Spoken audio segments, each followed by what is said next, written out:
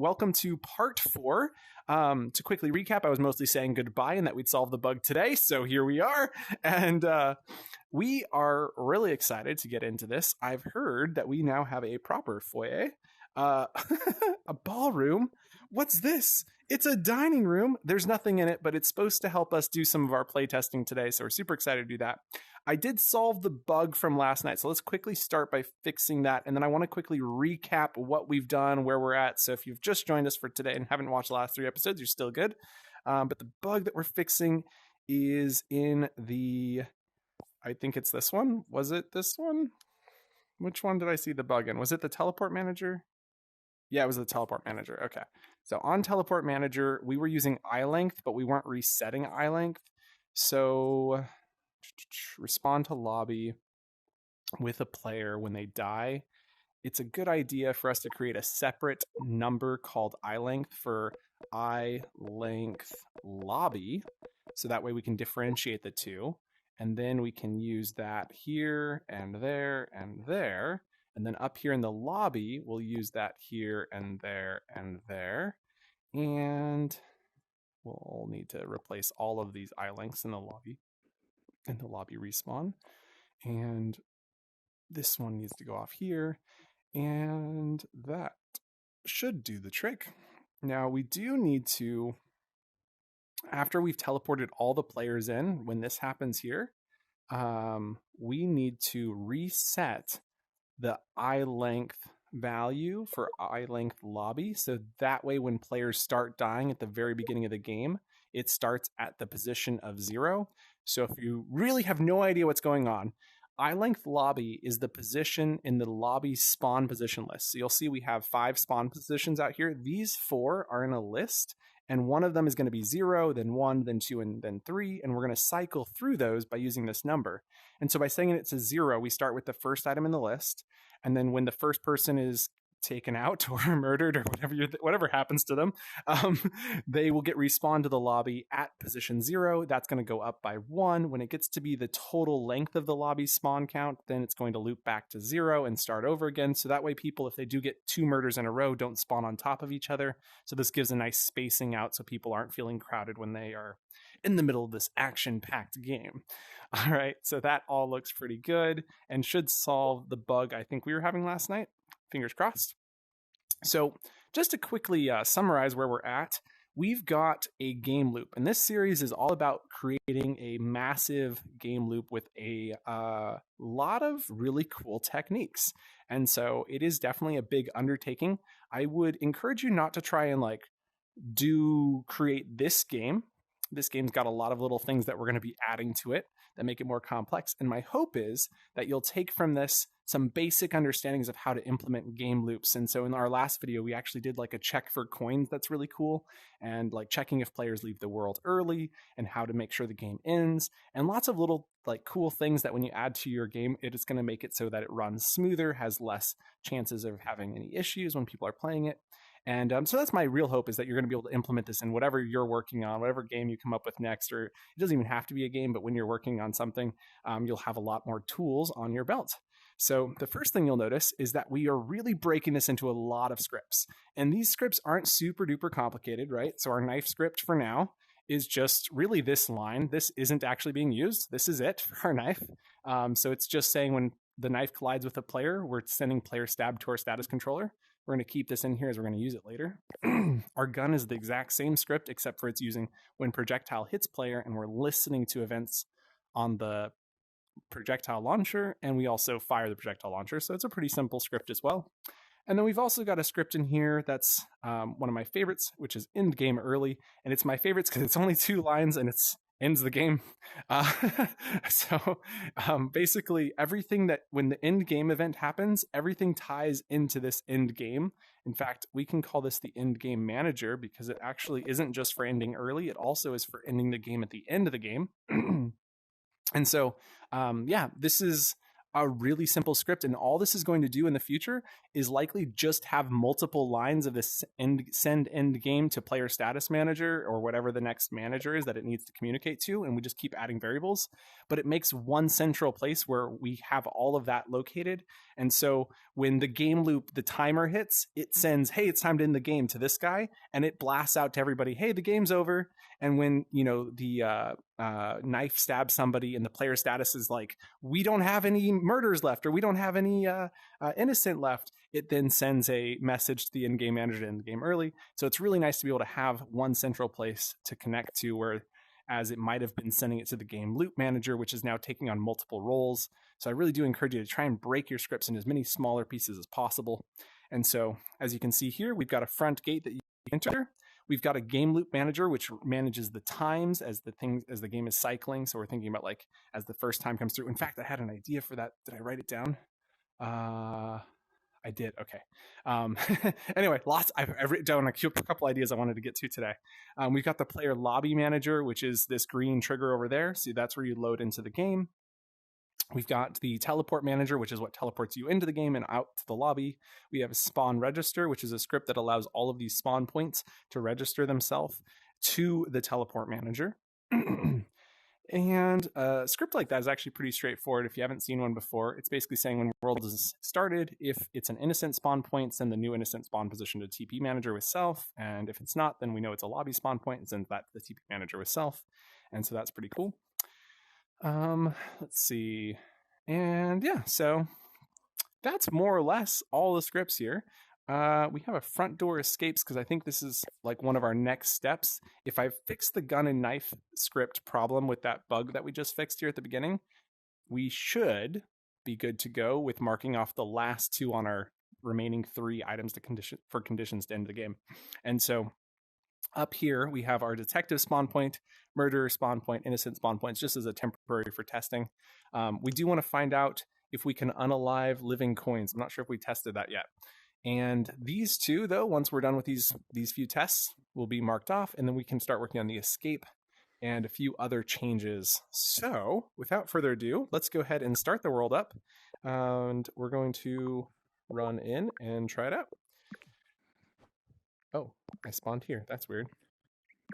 Okay, now we're good. Really love to get new sound effects on that at some point. So maybe later today, somebody can think about working on that. Lakes added to queue. Very nice. Okay.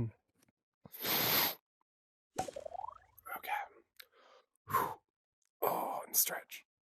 Oh, stretch. Oh. Let me mark off what we did. Spawn all players, not done yet. Intro, done. Script recap, done. Fix the length, done. All right, so we've just loaded in, and I accidentally killed myself and I was the murderer, so that respawned assault, which is totally okay because the game is now ended early. Oh, it says join now. That's a problem. Don't. Yeah, it does. Okay, got it. So there's a problem. Let's go ahead and stop. We need to go into our end game manager, my favorite script, as we just mentioned, and we need to talk to the player lobby manager and tell it that the game has ended. So we're going to go create a new object called player lobby manager because it doesn't know that the game has ended yet. Confirm. I thought this was going to get sent out from the game loop manager. Strange. Maybe the problem is the game loop manager. Let me quickly look in here because I thought this had an event to stop this. Let's see. When timer loop is received, sending timer loop, send end game to the end game manager, send ready up to the player manager. So what we need to send is ready up is part of the end game routine. So if we delete this from here, we delete ready up from here, and we move that into the end game, that could be what we need to do. So we'll say, change this out to send ready up to the player status manager, the player lobby manager. That might be all we need to do. So we'll go into our in-game manager, and the reference pill is the trigger that we need. So we'll go over to the trigger, press and hold forward, and then grab the pill and drag that into here. We should also rename this object to lobby manager to match it correctly. And the reason we didn't continue calling this the player manager, for those wondering, is because the script was getting to be too complex and we wanted to break it into multiple pieces. So we, instead of having all the player management on one script, we broke it into a like management for game starting and a management for game in progress. So that way there's two pieces. And then in fact, we actually took the player status manager and broke it into another piece for checking for coins, because this had a lot of stuff going on in it as well. Okay, so theoretically, that is going to give us the fix. But I think there's a couple other things we can fix in our game loop manager where we were sending ready up in a couple other locations. Let's go check on that. Maybe we weren't. Maybe that's just why it wasn't working. Yeah, I guess that's why it wasn't working.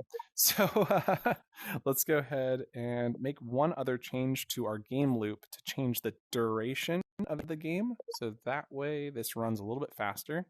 So game loop 60 seconds is fine. The join now duration is going to go down to 15 seconds. And I think that's going to make this a little bit faster. So I'll go and click script play.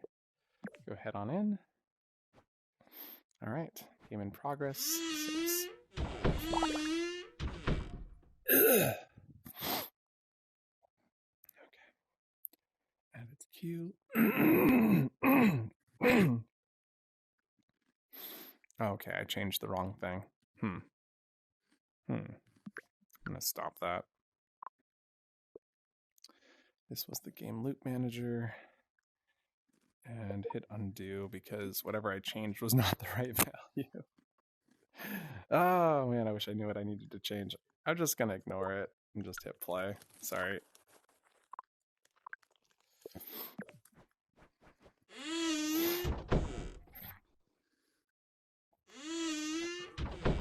Too many variables in there with similar times. All right, add it to queue.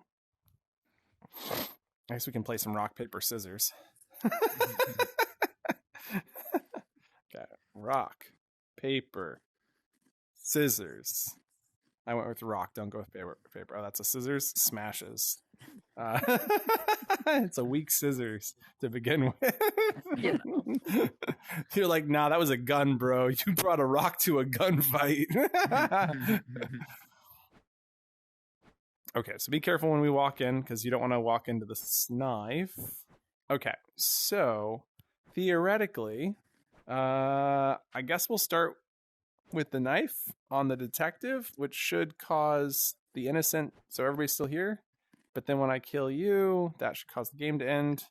Game over. Yay. And we definitely don't want to touch this. Now it says join now still. Oh, it still says join now. That's not good. Huh. Don't do it. I have a feeling the bug is somewhere else. But I do think we did also solve another bug, I think. I sure hope so.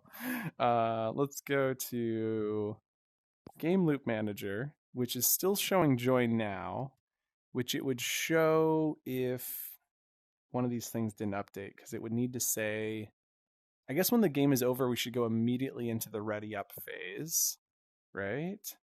So when we say end game, set pop up to game over, is ready up phase, set is ready up phase to true. Oh, this was supposed to be not is ready up phase.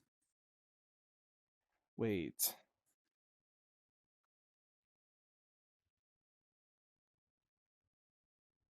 It wouldn't be is ready up because I think this is just backwards and this was supposed to be not. So one of the problems with writing this much code is there's a lot. Like even a 22% script like this starts to become a lot to like try to remember every little detail. And so we're saying not is ready up phase. And if we go back up here and just check, we can see that the is ready up phase is not the join now phase. The join now phase happens after that. So we would not have been in the ready up phase. So then we set it to ready up phase, set clock to ready up time. So this was the problem. It wasn't saying not. It needed to say not. Okay. Another bug. The question then is it possible to be in the ready up phase? Is there a way to end the game with it not being in the ready up phase? Why is that a question? How do you end the game with it being in the ready up phase? Because the game shouldn't be going when you're in the ready up phase. I'm not sure. There was some reason that I added this yesterday or the 2 days ago. I don't remember. We might run into it as we were working, but theoretically that will always end up being true when we play the end game. So, okay, here we go.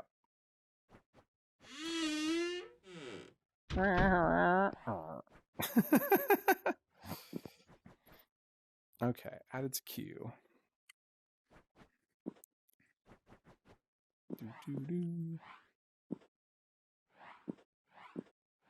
No. Oh no. Hardcore parkour. Don't mess up. Don't mess up. Don't mess up. Can you make it from one side to the other? Oh no. Okay, 9 seconds. Here we go. Don't accidentally get out. 2, 1. All right, we're in. Okay, don't touch the sword or you'll die. Sword is a knife, but it looks like a baby sword if you ask me. So we did the sword thing and that worked. Maybe let's do the exact same thing we did last time. So Mama Brie to Euphoria, kill Euphoria, and then come and kill me. Oh, we need to add sound effects. Time up. Wait, we got time up? Okay, I think I just realized why we had that button in there.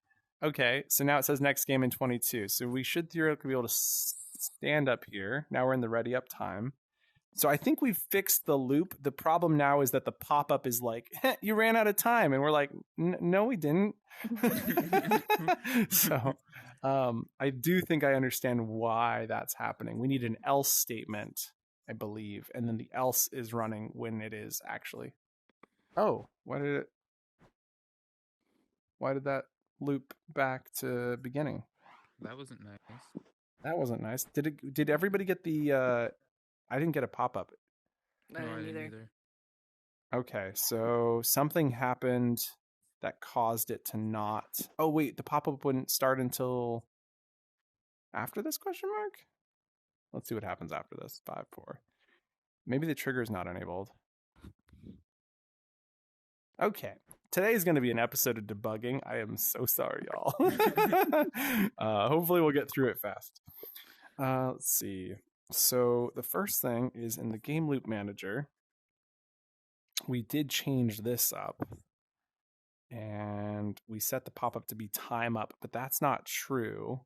The time up is, I got it. So it would be is ready up true if the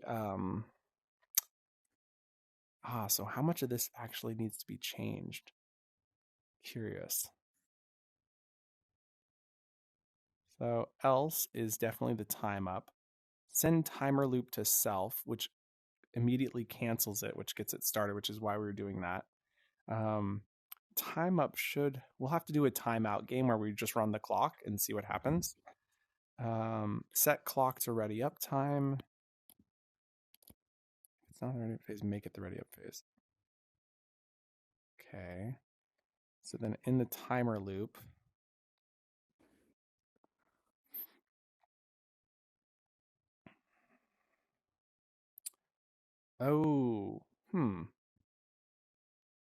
You know how I deleted that one line of code? That one probably should have stayed. What is that code called? The ready up is sent to the player manager. That one needs to stay because this will reset when the resetting comes through. Oh, but we sent endgame to endgame manager. Oh, that's because it's not the ready up phase. Okay, I guess we don't need that there. Peculiar. clock equals 0, sends game started to player manager. Send end game if the clock equals 0 and we're not in the ready up phase. Now we are in the ready up phase and the clock equals 0, so we set is ready up to false. Set clock to game length.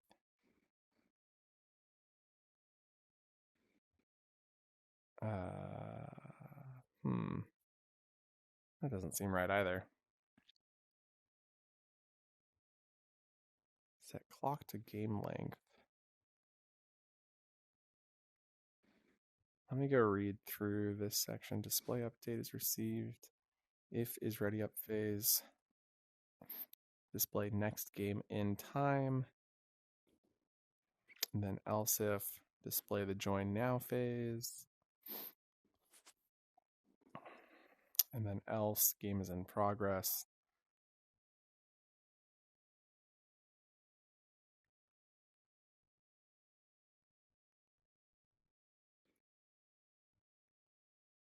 I think I'm missing something. Does sending end game inadvertently cause other problems? Send end game to the game loop manager. Send end game to the player status manager. Those should just clear their values out, getting them ready for the next game. End game is received, send respawn to lobby to teleport manager with all of these values, and those values are empty, it doesn't matter. But interestingly, it's not clearing those values, is it?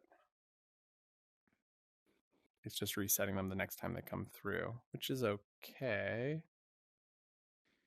Yeah, that's okay.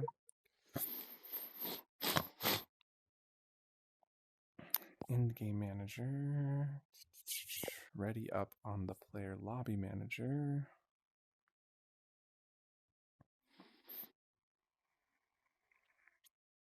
When ready up is received, we set self-detection to true. Set game started to false. Clear players in game, clear innocent, clear murderers, set sheriff to empty.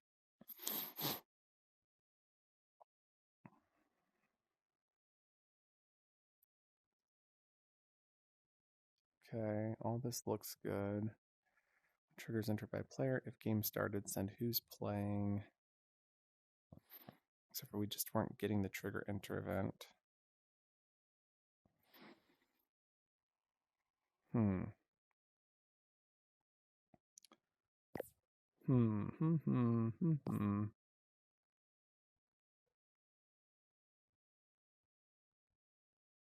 might need to walk down the chain of events.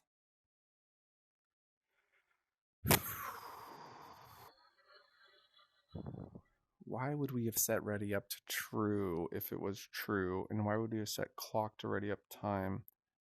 Why would that have been true? Send timer loop to self. I don't know. Pretty sure this makes sense. Game ends early. Start the ready up phase.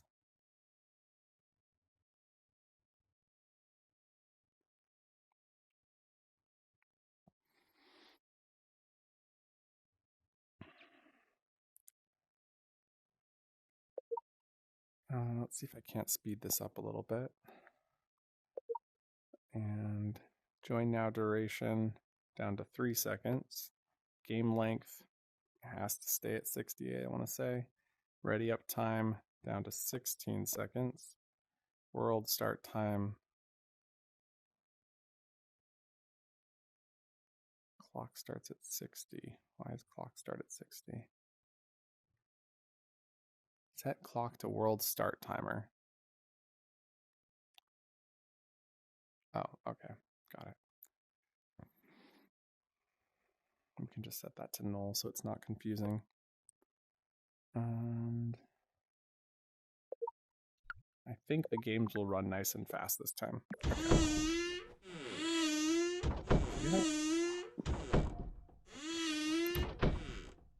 3, 2, 1. I didn't get a pop-up. Oh, there's the pop-up. Okay. Next game in 13,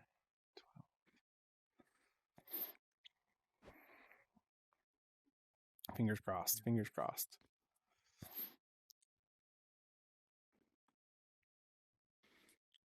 Join now was only 2 seconds. So now the game won't have a join now phase. Okay, Euphoria, grab the knife. Go ahead and kill me and then kill Mama. No. Stab. Now it says next game. Game over. It's added to queue. Okay, this time it's working. Do I need to bring... I'm just going to leave this. Yeah, let go of that. Okay. It could be that the knife is just really effing with our game, maybe. Because when you teleport with the knife in hand. Okay, so don't... There's no knife. Let's try the gun. Okay, so you're the murderer. So if I kill you, that should end the game. Game over. And it says next game in 13. Don't walk into the knife, whatever you do. I'll come on in here. We got the added to queue. Okay. And you know what I was gonna build? I was gonna build a debug thing. So a debug mode. Okay, so now we can't do anything because we're up here. So let's go watch the timer. Don't step on the stairs as you jump down and watch out for the knife. We're going to watch the timer hit 0. Oh, so what I was saying is I want to build a debug mode as a Boolean that sets all the times to the times that I just set here so that I can just flip the Boolean and it changes all the times whenever I turn on debug mode. Because... yeah, it's too complicated to remember all these different times to be able to test it fast. Right. The join now phase is set to 3 seconds, which is a mistake. So I need to go turn that back up to 15 for the debug mode. Okay, game in progress. We shouldn't be able to, like, walking on the stairs shouldn't break it because the join now phase isn't in, so we're good. So now I guess if we walk up here, that's fine. And then in 5 seconds, we should get the countdown. So I'm gonna so 5 removed. What the heck? Oh, because the game was over, we got teleported back to spawn because theoretically we would have been in the thing. Got it. Now we're added to the queue. You guys got the thing pop up?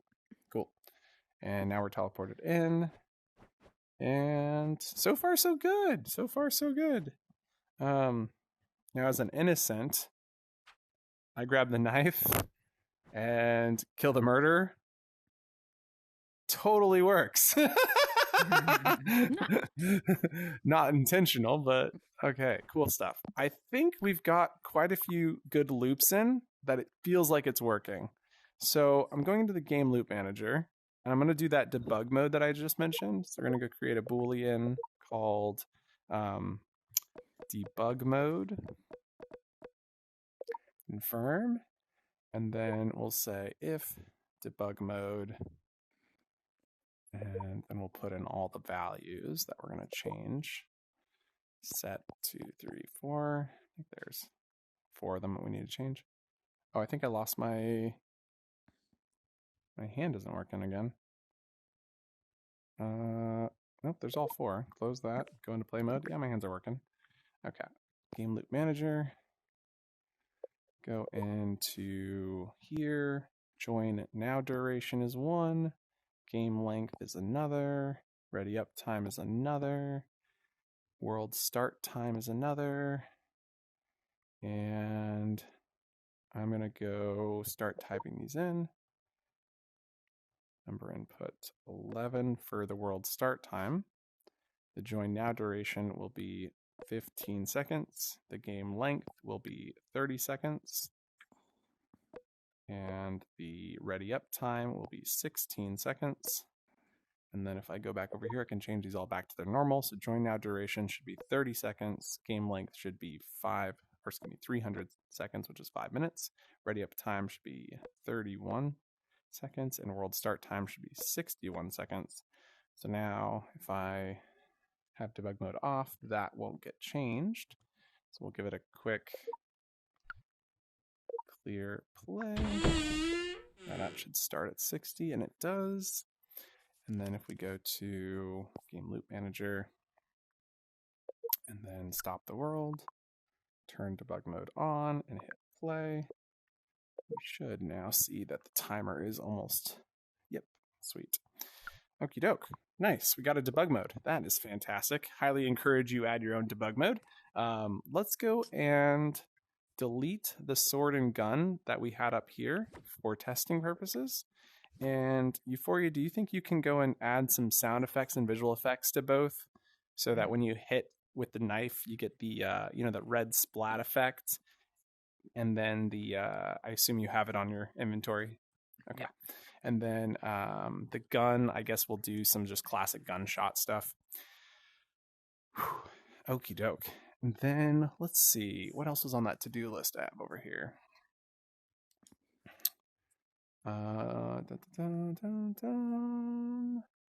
Move display me. Oh, we want to change some of the text. Yeah, so there was a thing I mentioned like in episode 2 that we were going to come back to. We're finally coming back to it. So in the game loop manager, if we scroll down, there's a section here where we display text, and we have this duplicated right here where it says add clock as string. And so what we're going to do is create a new string variable, and this is going to be called clock string. Clock string, and press confirm. Now what we're going to do is set clock string right here at the beginning to be this value clock as a string. We're then going to duplicate clock string into the far right of this. So now this is exactly the same as it was before. Now we're going to drag this to the bottom to clean up our code and set display me to be display me plus the clock string. We can now delete this one here. And then here, instead of setting display me to be display me plus this, we're actually going to set the clock string to be this value. So we will then, basically what this does is it clears out the clock string that we set before the if statement, which is kind of like the default, and then it updates it to be this value. Now this is a great start, but there was something else I wanted to change. Euphoria, I am getting a little bit of echo off you, if you wouldn't mind muting. Thank you. Feel free to unmute if you'd like to ask questions or anything. So the thought I had was the next game in progress. I didn't like game in progress because it was, I felt like it just didn't provide enough, like, next game is starting in this amount of time. And it is kind of cool to see that there's a game in progress, but the timer wasn't actually relevant. So it would be like game is timing out. But what I thought would be really nice would be to change it to say next game in. So we copy the code from up here, but then the timer we know is different. And so we're going to set the clock string to be something slightly different, which would be clock plus the join now duration, because we know that you are going to have to wait. So what theoretically will happen is when this counts down, it will get to, I think this will just continue from here up into here.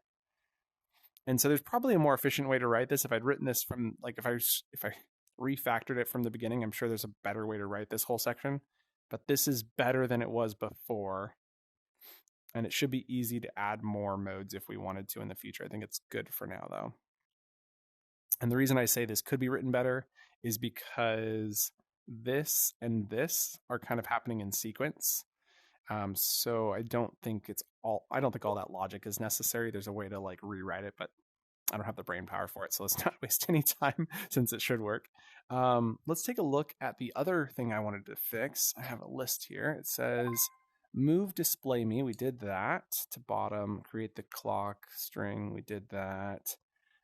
Also change game starting and display to ready up time. I think we got that, and that's what I meant when I said that. Okay, so we've actually covered all of that. So now there's a couple elements that are really important to our game loop. And in fact, I think we can remove we needed to check if we can unalive living coins. But I'm pretty sure that we can check off the detective kills the murderers and innocent and detective dead as conditions to end the game, as we've taken care of that. Now, what that doesn't take into consideration is that the gun and the knife are not finished. They are very rough. They are not assigned. They're not grabbable by only a single player. And so they're just not done. But we do have a pretty good starting point. Okay, so that list is down. So we should check if we can unalive coins with the new gun once Euphoria is done with it. And like he's working on the sound effects and visual effects. That's going to make a huge difference as well. These aren't seeming to play. I can't get any. Probably because the world is stopped. We hit clear and play. They should work. There they go. Okay, good. Yeah, I've had that problem before. Pretty annoying. But yeah, we'll I'm gonna stop the world though, just to be safe. But if you need to test them, just hit play and then we should be good. Okay, so there was checking if we can unlock coins in a minute, and escape via unlocking the front door, which is going to be here. Now this is going to be an entire thing, and as we've been discussing it behind the scenes outside of recording, we decided to add this sound effect, which will potentially change up a little bit later, but let me play it for you. The keys are hidden and the door's locked. The murderers will not get in here. We are so safe. Please go rest. Do whatever you need. Get some food. I'll see you in the morning. Good night. So the idea is that we want to kind of create this opening sequence, and one isn't going to be enough. So that's why we have two of these. I think we can move these to the front door escape section over here. Just put those on top for now. But we want to have like a bunch of different, maybe we'll have some recorded with a female voice, some in a male voice, and we'll mix it up and have a bunch of different potential entrances. Now, we won't do as many as we did in Splash. In Splash, we had something like 64, maybe even 150 different sound recordings, and we got a report that was causing some lag in our world. So we don't do that anymore, but 10 to 20 would probably be a good amount and would make every game feel a little bit random. And with 10 of them, there is a 10% chance that after 10 games, you wouldn't have heard it. Is that right? I don't think I did the math right. But yeah, the point is like you could play this game for hours and never hear one of these sound effects. And there's a pretty good chance of that happening. And that makes it really exciting when you do hear a new one, which is kind of the reason to have multiple. Now, due to random not being random, you'll often hear a few of the same ones over in the same session, but that's okay. Like I said, it does make the newer or the more unique ones more special when they do come around. So that is kind of like the starting point. So it's kind of going back to that thing I keep saying, which is think about it from a chronological perspective. So the next thing that we want to do is this detective like opening sequence. And what we realized as we were discussing this is that all of this work with innocent spawn points, murder spawn points, detective spawn points, we kind of wanted to just scrap it, which really sucks, and just have everybody spawn right inside of here in the foyer. And so basically, we're going to create a giant circle of spawn points. So we're going to need 16 of them. And everybody's going to spawn here. And the detective will be the one that spawns here, but everybody else will spawn somewhere else. Now, to make this happen, we basically delete the murder spawn point and go refactor a bunch of our code, which is really going to suck. But here we go.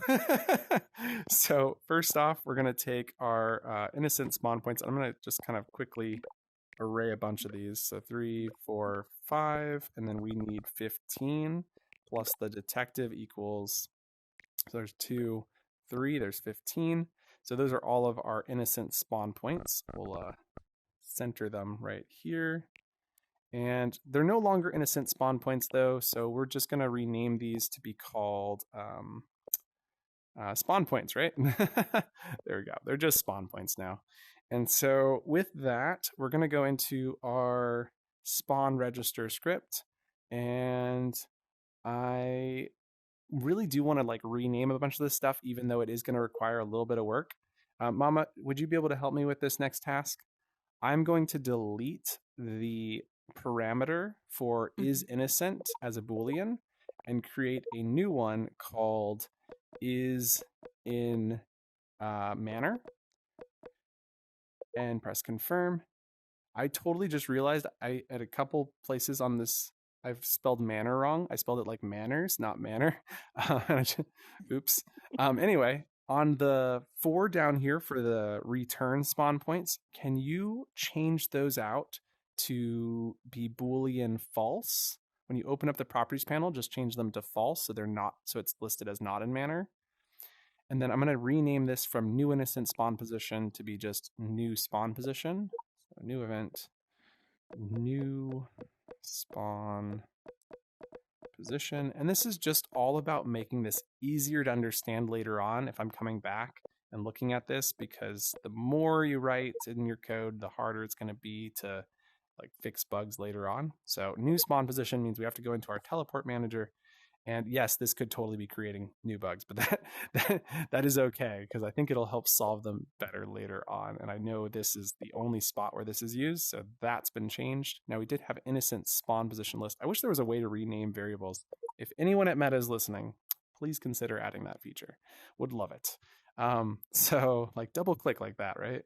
I'm going to go delete that and then just duplicate it everywhere there's an error. So we're going to go create new object list called spawn, or we're going to do lowercase s spawn positions and press confirm, and then delete the innocent spawn positions and start duplicating this into here. And then we'll scroll down to everywhere we used that.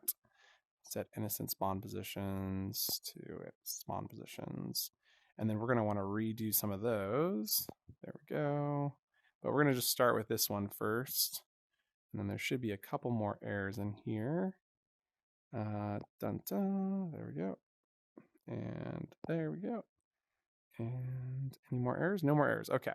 So then we have the INO spawn positions. So we're going to delete that one and create one called iSpawn positions. iSpawn position. Oh, make it a list. Positions. Why is there two? Because we're setting one. I'll just write the whole thing out. Positions. There we go. A little bit clearer. And then we can go use this everywhere there's an error, which is here and there and there and probably there and there and there and there and probably, oh, there's another one. Boom. And there. Okay, so I've replaced all those by just finding the red X's, although when I went backwards, it was a little bit harder. Okay, so iSpawn position has been updated in all of these places. So this reads a little bit easier too. Now, what this does mean is when we come in here and we get the murder and the innocent, while it's great to have this information, the iMurders are also going to get respawned to the same locations as the these innocent. So what we're going to do instead is create a new list of players. So we're not going to create the iMurder list. We're not going to create the iInnocent list. We're going to create a new list of players called all but sheriff, because that's what it is, all but the sheriff. And press confirm. And I spelled sheriff backwards. Try again.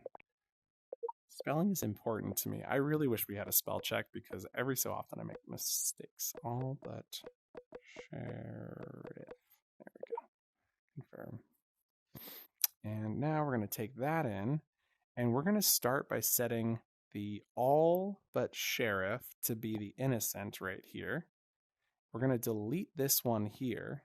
And then what we're going to do, I could bring back iMurder for that purpose, because I don't believe there's any way to add like a list to a list. Like, I'm pretty confident, just worth testing. There's no way this works, but in the off chance that it does, if I put innocent here and murders here, yeah, it's like you can't do that. It's worth testing. So what we're going to do instead is bring back iMurder. So undo and then recreate it here. So new player list called iMurd. Press confirm. And now if I drag that over here, that should fix the code. Dupe. Okay. And so now instead of respawning the player, what we're going to actually do is add them to this all but the sheriff list. So we just get one giant list. And there might be an even better way to do that. But since it's only 3 people, I'm not worried about it. If this list had a lot more than just 3 people in it, I'd be a little bit more concerned about running 2 while loops. But this should be fine. So we add the item at index 0. So get item from list, index 0 from the iMurd list, and then add that to the all but sheriff list, which we've set to be the innocent. So now we've got all the innocent, now we've got all the murders. And now when we get down here, instead of using inno, we're now going to use the all but sheriff list. And we're going to need to use that in a couple more places, like here where we respawn the player at index 0, and here where we remove them from the list. And that should do the trick. Okie doke. So now, oh, there's one more spot, isn't there? Let's see. When respawn to lobby is received. So this is a very similar script, except we're responding them to a different location. You know what this makes me realize? We can do this differently. Let's do this totally different. It won't be that scary, I promise.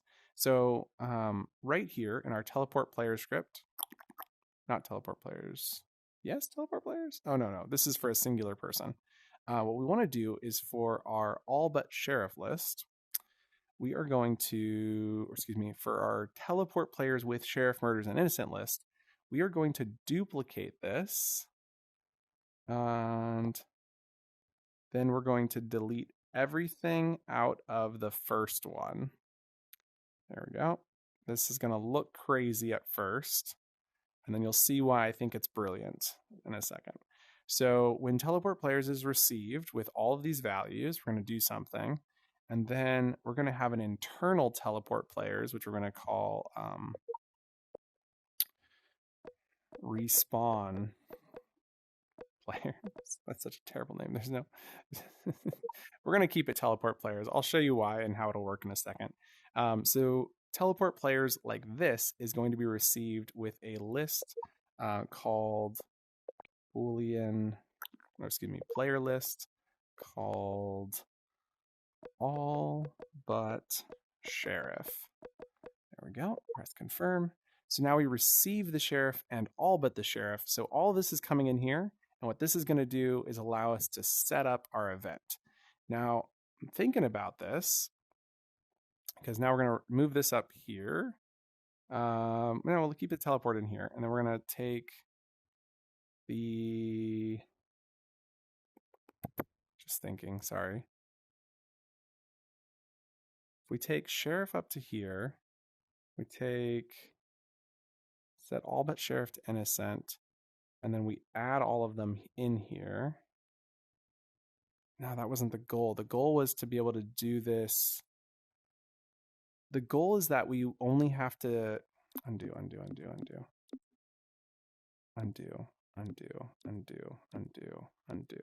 So the goal is that I don't think you can send 4 parameters, right? Like if I added an object list called spawn points, it's not going to like that, right?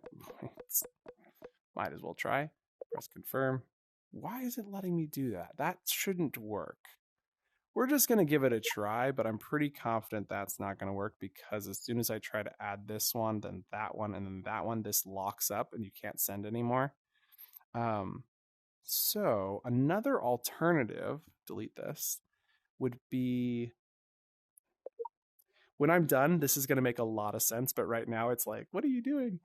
We're going to set iSpawn positions. That's what we're going to do in this event. So we're going to set iSpawn positions in the teleport players event. And then this event is going to be called,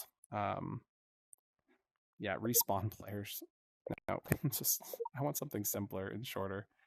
So we'll call this the TP player internal, because it's an internal function.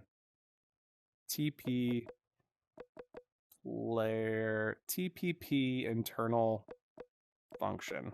That's what it's going to do. Press confirm. And so I'll even write a little comment to like explain what this is doing, and we'll say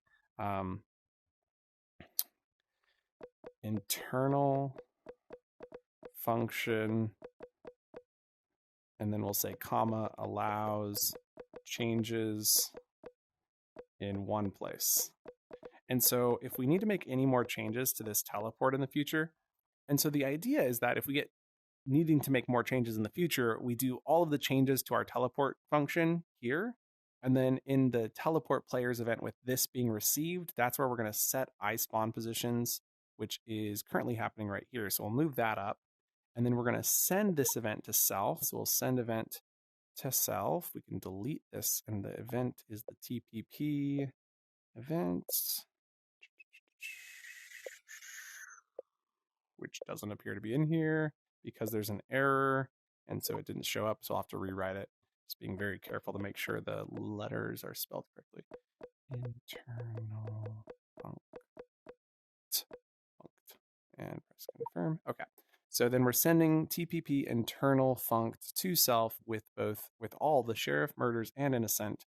So that way this will run, and the only thing this doesn't do is it doesn't care about the sorry, brain. The only thing this doesn't do is set the iSpawn positions, because that's happening here in this event. And now if we go down to this one where we had teleport, or excuse me, when we have this one with respond to lobby, this is going to happen with all of the players. And so, excuse me, we're going to do the same thing again with all of the players, and we respond them all to the same position. We can delete. We were just using our lobby spawn positions in this one. So we're going to grab the set to and delete this, and then set the iSpawn positions to the lobby spawn positions. There we go. And now we're going to move this up to be right next to this guy. So we got teleport players, and then we can duplicate this down here because this is also going to happen. And we just need to drag that down to replace that because they were slightly spelled differently. For future, though, it would be best to keep these the same. So I'm going to delete this and retype it. Go player and innocent. Innocent. Confirm. There we go. Now that looks the same. What I am thinking I'd like to do is move the respawning of the sheriff, since currently these are both unique locations, into this teleport event. So we don't do anything with the sheriff in our internal function. And there we go. So we add them all to a list. And then we can delete this since this isn't true anymore. Well, it kind of is, but it's okay. I guess we'll keep it there. We'll just rewrite the numbers. So it says it requires at least 15 spawn positions. Otherwise, and then we'll do a comma and say, otherwise cycles each position using modulus position using modulus, and then we'll put that in parentheses in case somebody reading this doesn't know what modulus symbol looks like. Okay, so that works. This all makes sense. We got the teleport players in, set length to length of iSpawn positions. And so this one is when we receive an innocent and when we return to lobby with a singular player. Let's go ahead and drag this big ol' chunky internal function down to the bottom of our script. Just trying to keep it all nice and organized. And since these are now out of order, we're going to drag this one up to be right next to the previous teleport players list. There we go. Okay, so we have now fixed the teleporting, and we've got our script looking pretty snazzy. So we can do some more tests. How are those guns and weapons coming along there for you? I got the sounds plugged in, and these are going to move to the collisions. Nice. Very good. Nice way of doing it. So we got play sound and launch sound effect, when hits, move hit effects to position, play visual effects. Very good. That's going to feel a lot nicer. Let's go ahead and close this and that. And check the knife one. Should be very similar. And so moving hit VFX to point, playing visual effects, playing sound effects. Very cool. Very cool.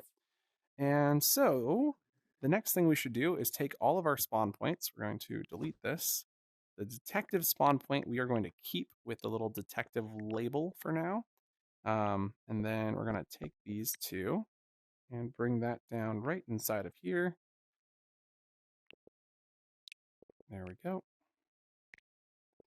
And slide that over. So there's our detective.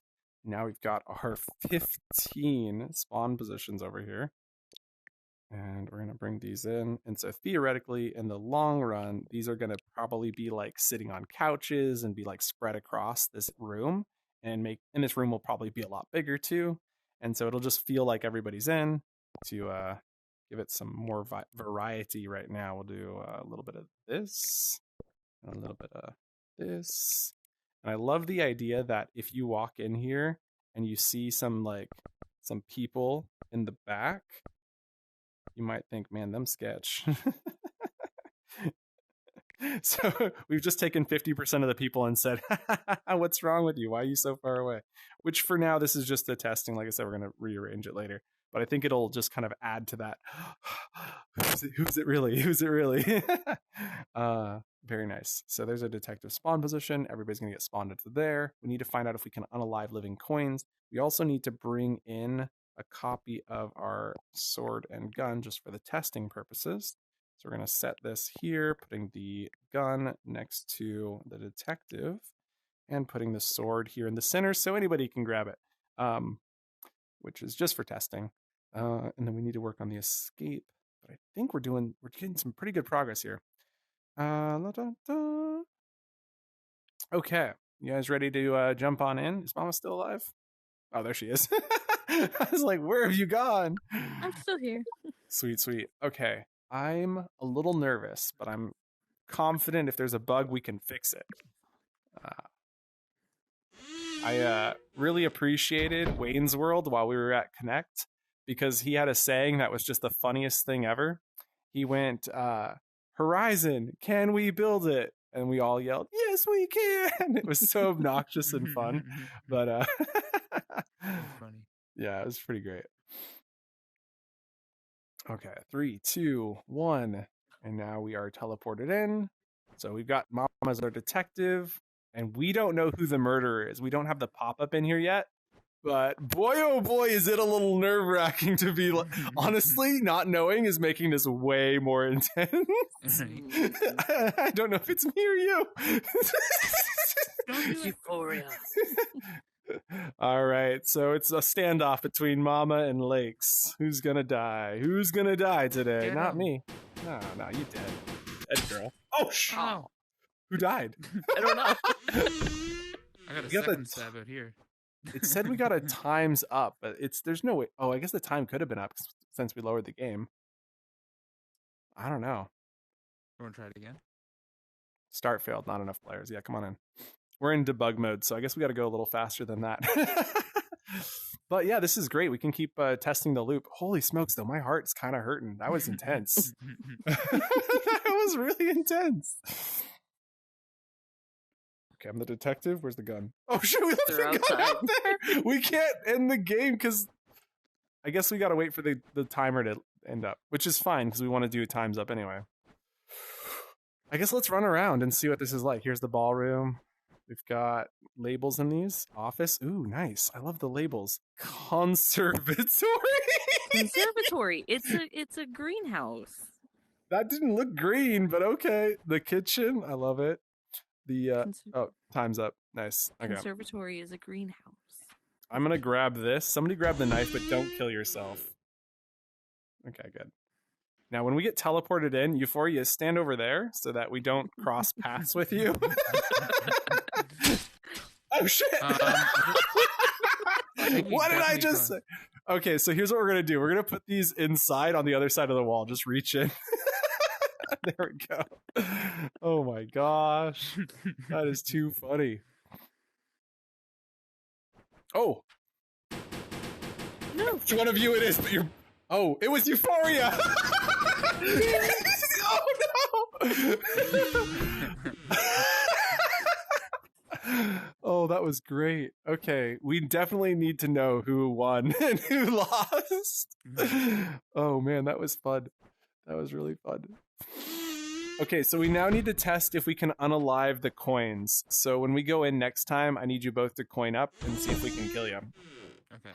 But the game loop's working. So far, no flaws. We'll leave the... Yeah, I guess you can put the knife there, just so it's there. But so far, there's no flaws with the game logic. This gun's grab point is pretty shit. It feels really off. Can you fix that next time we're in build mode for you? Thanks. Did we not get the pop-up? I don't think so. Oh, I think we've solved it then. We figured out how to make it happen again. Okay. It's either related to the... Whoa. Did I just get super hops? What the heck just I happened? did for a second. The heck? Oh, that Looks was like you're crazy. trying to climb and jump at the same time. Yeah, it was like thinking I was climbing, and so it decided to make me super jump. Weird. I think we can just... Okay, that resets it. You can come on up. So we wanted to do another test before we go in. What was the test we were going to do? We were going to shoot the coins. Coin. Okay. Yep. Right. Okay, Right. so coin up for me.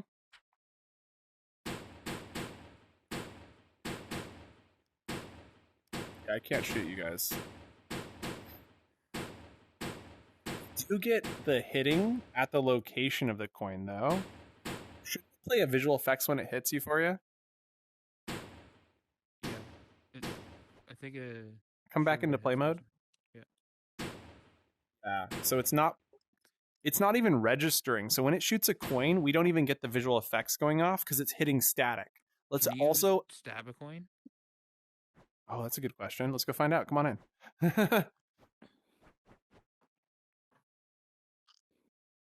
Okay, so we're going to grab this and coin up for me, both of you. Oh, yeah. you can stab the crap out of my coin. You can stab the crap out of a coin. Well then, Kind of looked cool too. it was pretty cool. Holy smokes. So we should solve the gun one. I think that would be good because only the killer's going to be able to grab the knife. So we need to make the guns work, which will be possible. But what I need you to first do is add into the code. Let's actually get in here before this resets. Oh, no, it reset. Let me try killing you guys. Okay, come on up. Remove me. So what we're testing now is the loop. So what I think, there's two... Brain, sorry.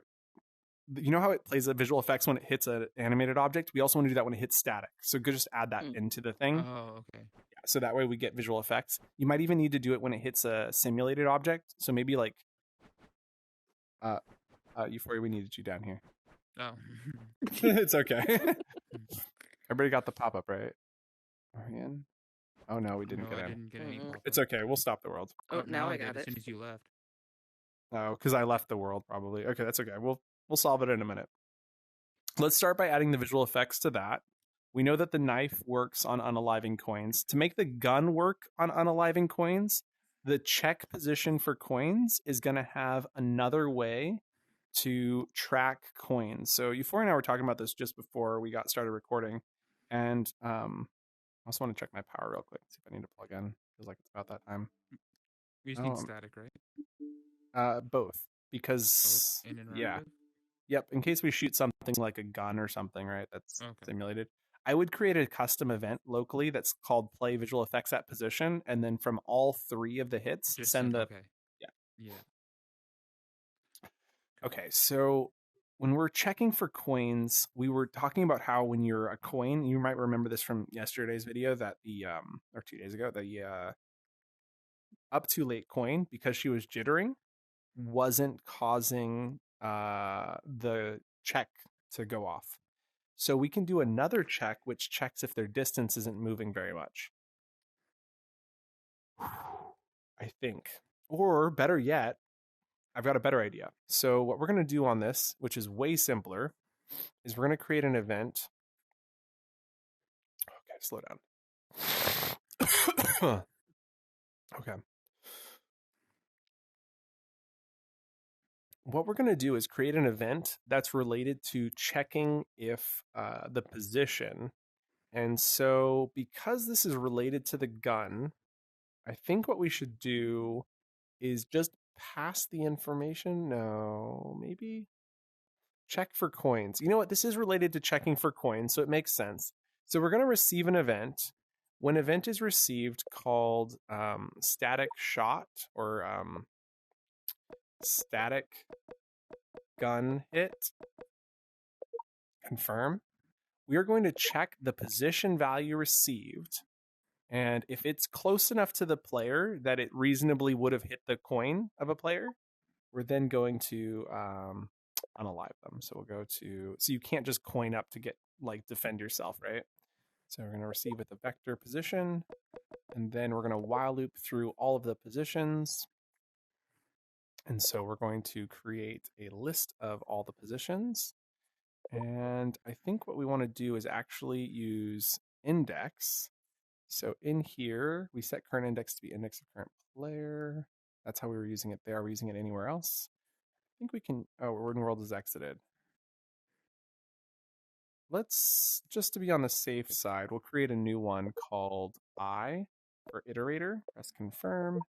And I is going to start at 0. Oh, I already had a set there. Set I to 0. We'll grab the number input for 0.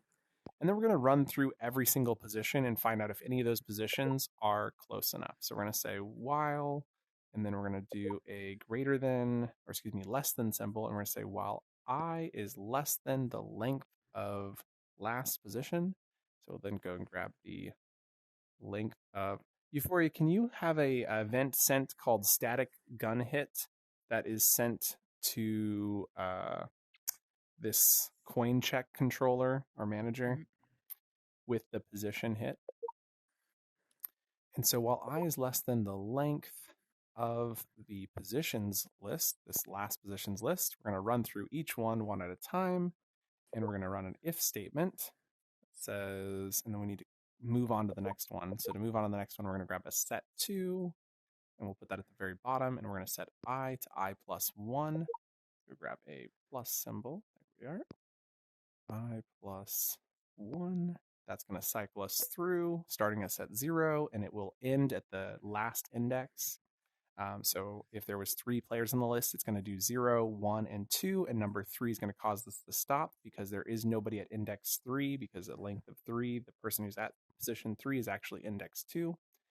And so what we're going to then do is say if the position is less than some amount, so we're going to calculate a distance 2, and we'll grab a 0.5. So if you're within half a meter of the hit point, so you shoot the coin right in the chest, and then they're going to die. So then we're going to go grab a distance 2, which is under vector math. There it is. And then we're going to calculate the distance from the position to the item that's at the last position. I'm almost wondering if we should instead loop through all the players, but I think the last position makes the most sense. But they have to then be coined out for 5 seconds for the last position to have been updated.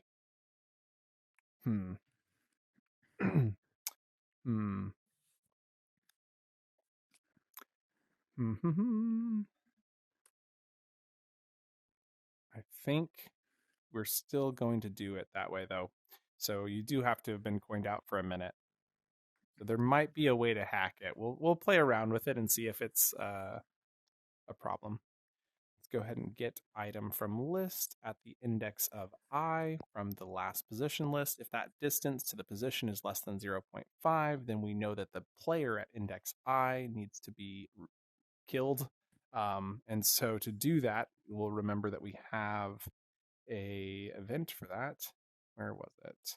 Send coined player to player status manager with current player.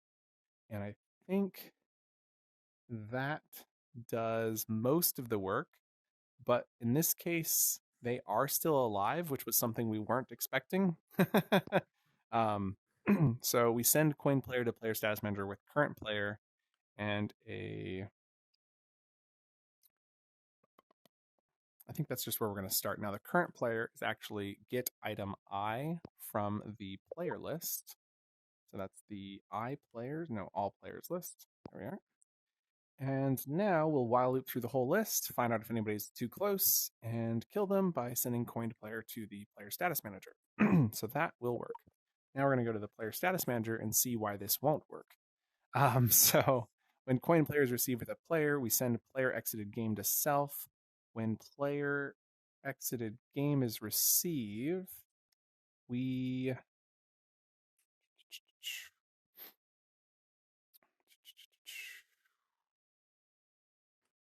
run all of this to remove them from the lists. which is great, but we don't respond them to the lobby. But we know that we can respond them to the lobby using this code right here. So if we run up to our coin, so player coined, we say respond to lobby with the player, delete these. That is going to cause that person to get respawned. That should work. In addition to getting exited from the game.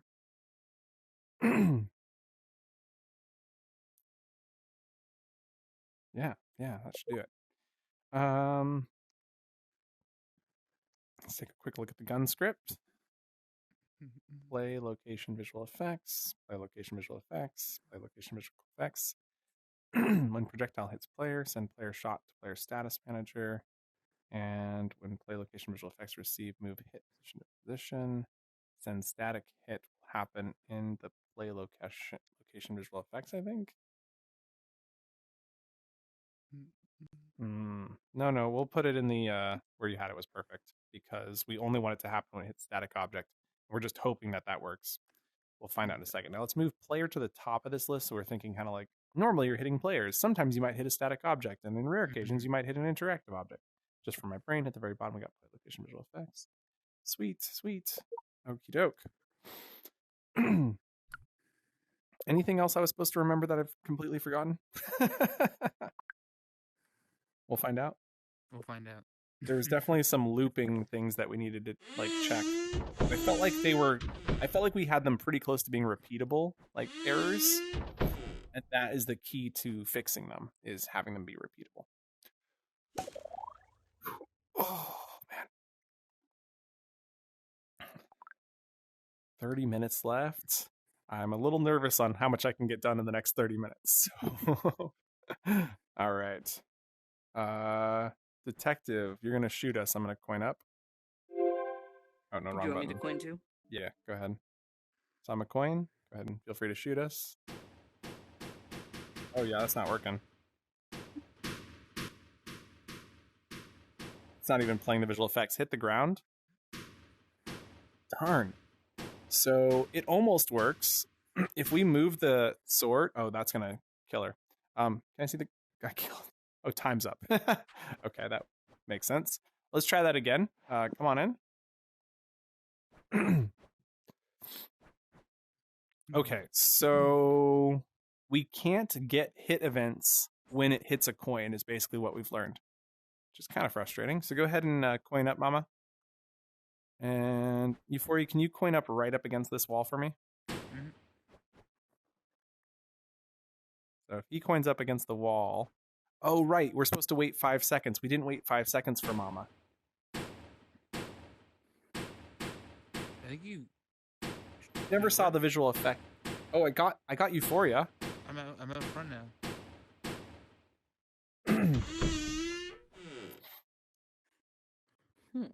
Interesting. Just because we waited a few seconds? Did it say time's up or what did it say? I didn't read the pop-up. I saw time up. Okay. Yeah, I think it said time up. Okay, so if we wait right now, this shouldn't allow us to come back in. Oh, it did. Okay, let's try that whole thing again. So what we're going to do right now is we're going to wait for the game to time out. We're going to get teleported back here. Euphoria did get teleported out. And the reason he got teleported out is because he was a coin next to a wall, so I shot the wall. Oh. Yeah. Okay. Yeah. Darn, there isn't a good situation because you can't explain that to people. Like, you got to shoot the wall next to their coin. Like, that just... Right. So I'm thinking the answer is we make it so the detective can also use the knives, but it only works on the murder. Right. Okay, time's up. So we're going to wait for this to clear out. Once this resets, my first thought was maybe when this reset, that was causing the issue. My next thought is basically I didn't think it failed last time. It seemed to work. So if we walk in, this should work. It does. So then we need to knife people when we're in there. So let's try the gun first this game. I'm just going to try shooting you guys. We need pop-ups to announce who's who so we can really like solidify our understanding. But okay, this is perfect. Trying to leave the gun here. Okay, game over. Now if we walked right in, it would work. I'm pretty confident, but I think if we wait for it to loop, that's when it's not going to work. Okay. So if we go 4, 3, 2, and 1, and it's looped, so now we come back up. Yeah, it's not working. Okay, so even the gun can cause it. So let's wait for this timer to end. 2 and 1. Still not in. Now if I grab the gun, I saw it in there. I almost had it. There we go. Okay. Oh. Oh, no. Why not? Okay, now we're in. Okay, so now the test is, does it work if we run in as soon as the game's over? Like as soon as we die, we run up here. Does it work? So grab the gun and shoot Euphoria Knight. No, sorry. I didn't see the gun. We just charge back in. Oh. Oh, because I was the murderer, so it ended the game. Now we run back up. No. Yep, bring the gun with you. Okay, just throw that on the other side of the thing for us. Sweet. We got the added to the list, right? Yeah. I can't remember. Brain's in too many places. Okay, worked. So now I'm this guy, so I grab the gun and shoot. Oh, it's you. Okay, so now we run up and we should get added. Yep. Okay, perfect. So we know it works if we come back up. So let's do it one more time where we fail it by not coming up fast enough, because that will be a very clear, reproducible way. And then let's see if it also doesn't reproduce with the knife. Okay. And so we're going to go boop. Right, Okay, that's wait. game over. And then we're going to wait.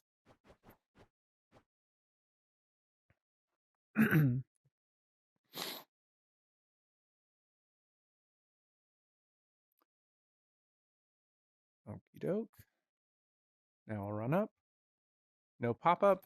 Okay, Yeah, no so pop-up. Nope. now when I kill you guys, and myself, it restarts the game. Which now should allow us to walk in and get added to the queue. Mm-hmm. Okay. And I did want to try a quick test where, what if somebody else does the shooting? Does it still have the same bug? So we'll try it again where we wait for the timer to end, and then we'll Oh, okay. exit out.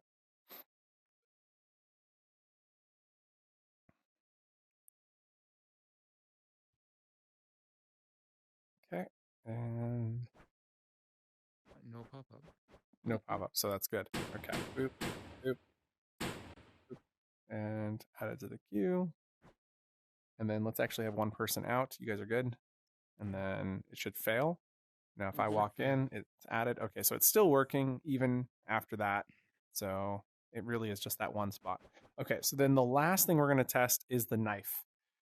Sweet. So whoever spawns in and wants to knife everybody, just go crazy. Oh. I was the murderer, I guess. I got Oh, back in here. how did you get back? Oh, because the timer wasn't know. up? Because the timer wasn't up, right? Oh. Because it was Oh. in the join now phase? 'Cause you I get was like, as 15 soon as I was out here, I was back in there. Okay, so Like, I didn't now walk back up here. the game doesn't start for us because What is it? because of that, and then I totally let go of the thing because I'm an idiot. That's okay. I think we've got it reproducible with both of Oh the. my god, she's got the gun. Okay, go ahead and kill us. You got to kill yourself too. Oh no, we're good. Okay, put that gun on the other side. You just wanted me to kill myself. Okay, so now the game's gonna get started, and we entered in the join now phase, which was interesting. So Euphoria was able to get back in. I don't want to do that again. So kill Euphoria, kill me. Oh, did you get auto teleported in because the trigger was right there? I think so. Yeah. Oh, okay. It's So like we as do. soon as I was out here, I was back in there, like right away. You need to keep track of who has played the game so far and not let them use that trigger once it started. Got it. Okay. That makes sense.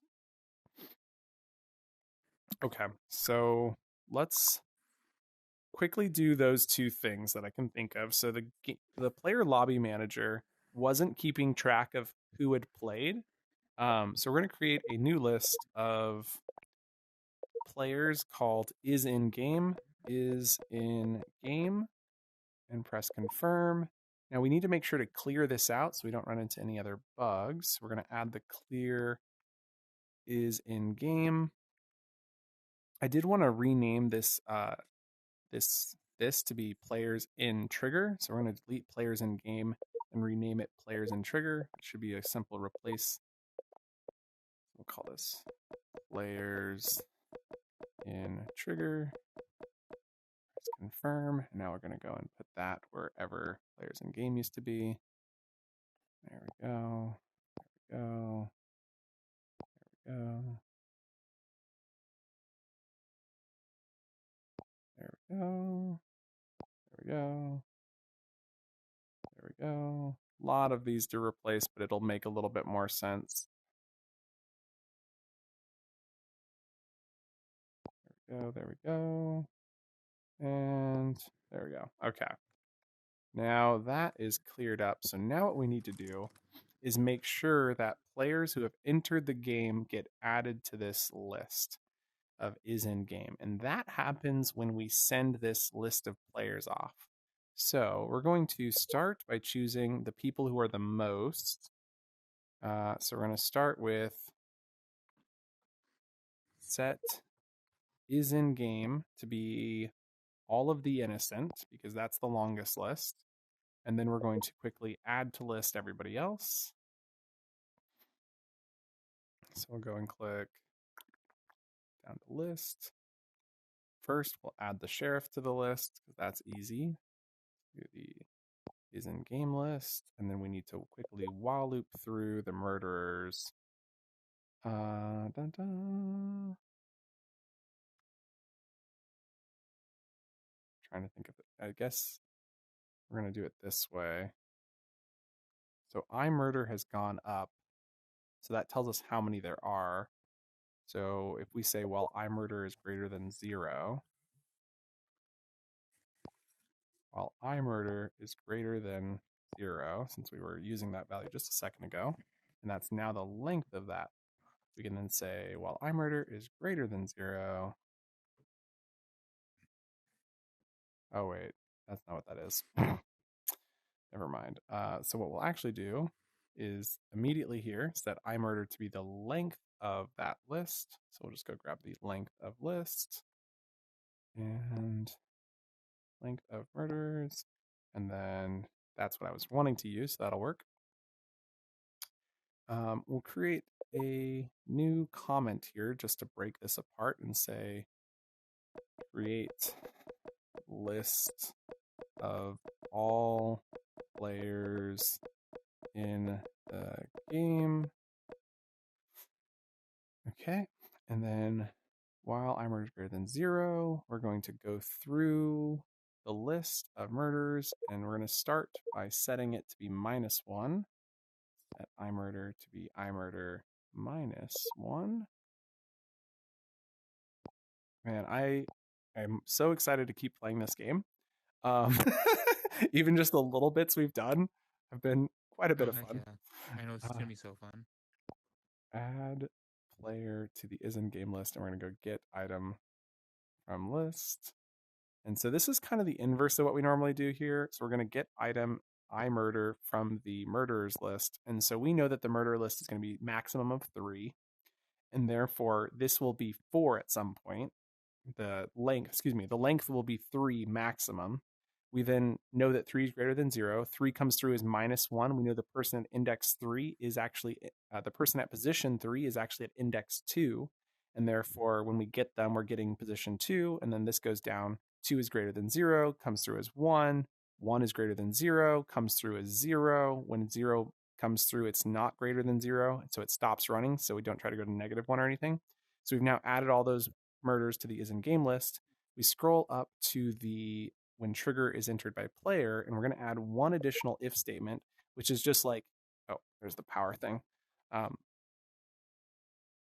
Throw in the power. It's weird because it was like when I checked just a few ago, it said 50%, and now it's like, you're gonna die. And I'm like, how? What are you talking about? And so what we're going to do is create this if statement that kind of like takes all of these things inside of it. And so what we need to know is that the player is not in the list of is in game. So not contained. So if we go down to list contains item right here, and we say if the list does not contain the item, we put the player as the item, the list is the is in game list. Now we are making sure that that trigger doesn't go off if somebody gets teleported. So if you haven't experienced this before, when a player is teleported to a respawn point, their body is moving through space, which means they can enter triggers. And that was what was happening to Euphoria, why he was getting automatically respawned back into the game because we were still in the first 15 seconds. And that's okay. We're not going to do any sort of invincibility in the first 15 seconds. Theoretically, in the final version, you're going to have to run up to the attic and it's going to take you all of that loading in time. So it's not a big deal, especially because you're going to want to meander and pretend you're not, a murderer running straight to the attic. Or maybe you'll go as fast as you can so people don't suspect you because they might see you going into the attic. Okay. Lots of ways to play the game, which is exciting. Now that we've got this fixed, we want to look at how the gun and knife, when they cause death to occur, are preventing the trigger from getting turned back on. So that for some reason, when you kill someone with the knife or the gun, when the game re-loops, and only in this case, does it not allow you to go back in, right? That's what we saw? Weird. Totally weird, because they should be tying into all of the same functions. The timing out, I guess maybe it would tie. Maybe we should do a quick test and see if going into build mode causes the same issue, because then that helps us. Because we didn't try coining out or any of the other ways that would cause the same code to run. I might need to stop and play. That sword isn't, or that knife. Why is that knife there? Is that not there for you guys? Oh, it's not there. I see that there. I fixed it. Oh, now it's gone. Yeah, we good. Scripts and play. Yeah, here we go. I don't know if we're in debug mode. I could swear we were in debug mode, but that timer's... Did you? Mm-mm. Oh, I didn't either. Stop the world. Everybody into build mode? Let me, first and foremost, put us into debug mode. That's the game loop manager. And is debug mode on? It is. Okay. Weird. What the heck? Play. Go ahead and jump on in. What? I need to pop up again. Didn't change anything I that just got it. dramatic. Oh, I just got it too. Mm-hmm. Oh, remember? I just remembered. Oh my gosh, I'm so sorry. Oh boy. Okay, I gotta fix that too. I'll tell you in a second. Okay. So we're gonna have Euphoria go into build mode. Mama go into build mode. Game's over. We're gonna have you come back into play mode. And then we're gonna wait till the timer ends. Okay. And then we'll jump in and see if that breaks it. 2, 1, and jumping in. Yep, that broke it. Okay. So everything that we do to end the game from the player status manager causes this to break. This is very good. This means we can eliminate the cause being the knife or the gun. We can render this to basically be related to the player status manager saying that a player has coined out, a player has done this, a player has done that. And we know that these are all tied into the player exited game event. So that is the common thread here. Yeah, as soon as you just went into build mode, we just got added to the list again. Yeah, that's okay. That's not a big deal. Okay. It's the same as killing somebody. So player exited game is received with player. We send end game to the end game manager. We send end game to the end game manager. We send end game to the end game manager. So why does this cause the game to freeze? When end game is received, we send respond to lobby to the teleport manager.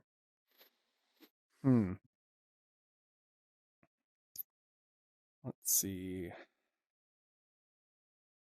Hmm. End game is received, send respond to lobby to teleport manager.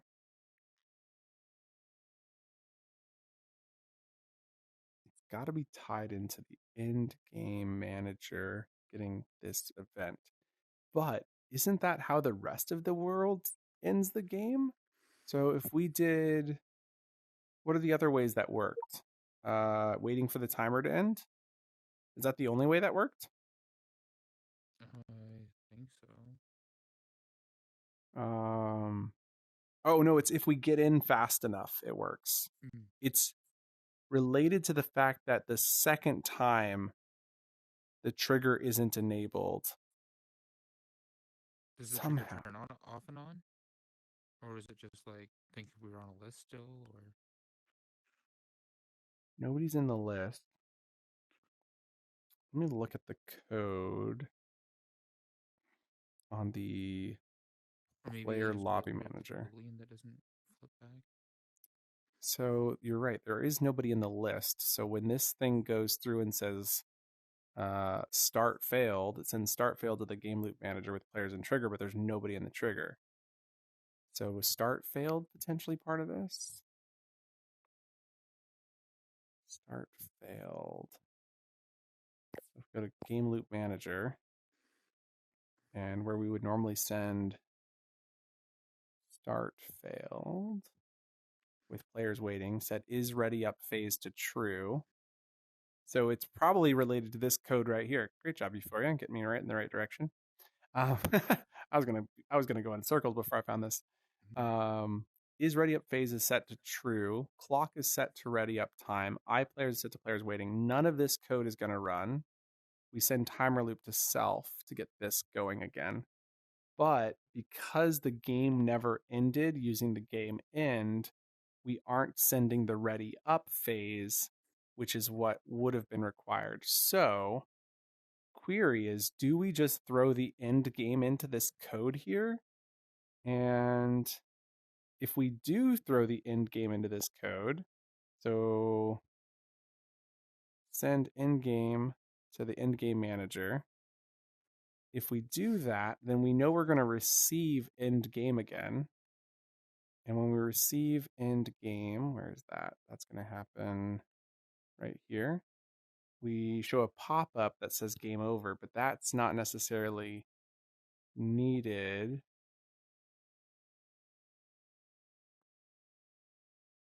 Interesting. We're going to have to really figure out this pop-up thing.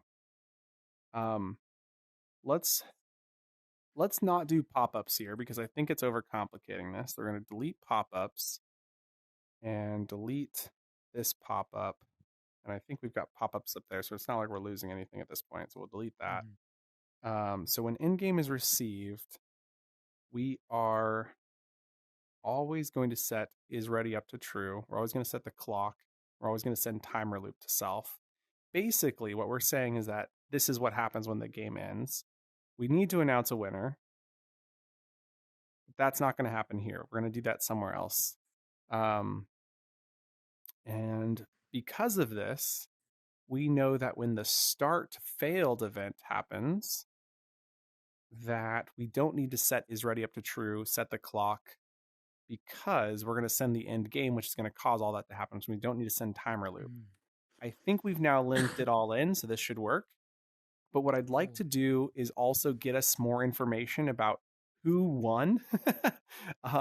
So when event is received called maybe game over pop-up, call it game over pop-up. And you'll notice that I am putting all of the pop-ups into this script, the game loop manager, simply so that I don't have to duplicate these numbers anywhere else. It probably would have been better to have created a pop-up manager. It's not too late, but we're not going to. I'm sorry. It's okay. So we're going to show pop-up for all players. We're going to just go grab the actions show pop-up for all players. And we do want to use that pop-up variable we were using earlier. So we're going to go set the pop-up string variable, and then we're going to set it to some text in a minute and then use it in here. And then we're going to delete this once we get all our information in. So we don't need this. We want the 3-second timer. We want this position. We want this font size, this color, and this color. And we don't want a timer. Do want a sound effect. Can now delete this. Double check that all looks good. It does. Now, to set the pop-up, we're actually going to create a string value. And because I want all of this to be controlled in here, we're going to actually call this string value who won and who won. And so we're going to create an if statement, which is going to check these values and then set the pop-up based off of that. And we know that there are potentially 3 things that we can say. So we'll start by setting it to game over. Sure, why not? Game over, exclamation point. Now that we've set it to game over, we can add a break at the end of this. And we'll actually do a double break. And then the next thing to do is to add to that with additional. So we'll go grab a plus symbol. There we go. And we're going to add some text. And we'll do that here and there. And delete. And then the condition is based off of this who won value. So we're saying if who won equals something. So we'll say murderers. I think we're going to keep it simple. And we're just going to say M for murderers. And then we'll do who won equals I for innocent.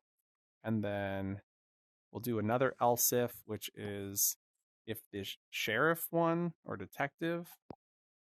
That's weird. It's not letting me duplicate. Oh, there it goes. It's going to probably duplicate a bunch of those, isn't it? S for sheriff. So we have M, I, and S as possible win scenarios. And so we'll say when the murderers won, we'll do, plus pop-up. So it's pop-up plus, and then the text is, they killed us all. That seems nice. Can always adjust this later too. And then if the innocent wins, we know that the sheriff didn't do their job, and we'll say that sheriff almost got us all killed. That sheriff almost killed us all. Killed us all! Exclamation point. That sheriff almost, and then we'll put a break here, so 2 lines. And then the last one will be sheriff saves the day. Sheriff saves the day! Exclamation point. There's probably some more information in here we could do. Like, if the sheriff wins, did everybody get killed by the sheriff? So maybe we'll create a Boolean called sole survivor. Sole survivor. And so we have different messages based off if there's only one person left. And so then we'll say if sole survivor on sheriff, and then we'll do an else, which is the current message. And then if it is just the sheriff left, we won't say sheriff saves the day. We'll say sheriff lets everyone down, walks away scot-free, or something like that. Sheriff lets down. Sheriff lets everyone die. Not down. We're gonna say it how it is. Die. Sheriff lets L-E-T-S. Lets everyone die.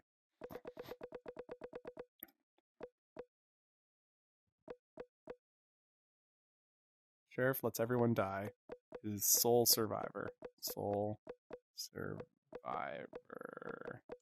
Okay. Exclamation point. Survivor. Okay. And then the next thing is we have sole survivor with the innocents. So we can do like sheriff dies in tragic accident.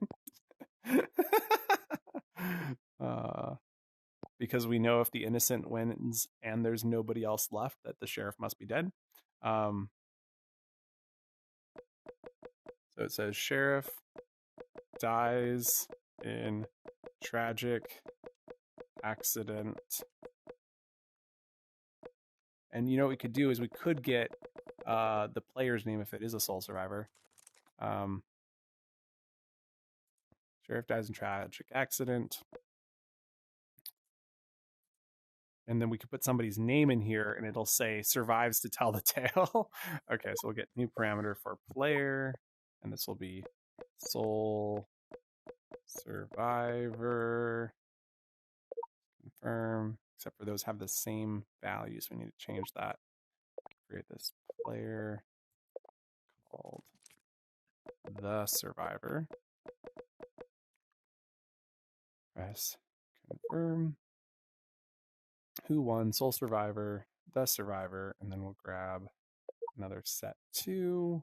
So we'll just duplicate this one and then delete this and duplicate this one. And then we're going to go grab name of player. Name of survivor. Okay, and we'll scroll through. It says that space. Sheriff dies in tragic accident. Name of player. String input.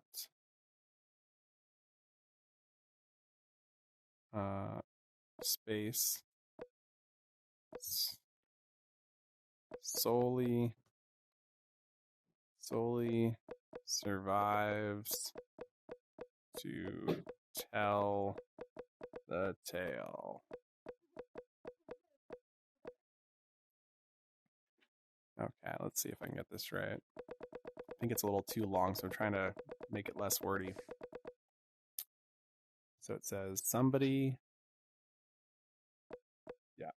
survives to tell the tale might be good enough. Okay. And then in here, we say pop-up is sole survivor. And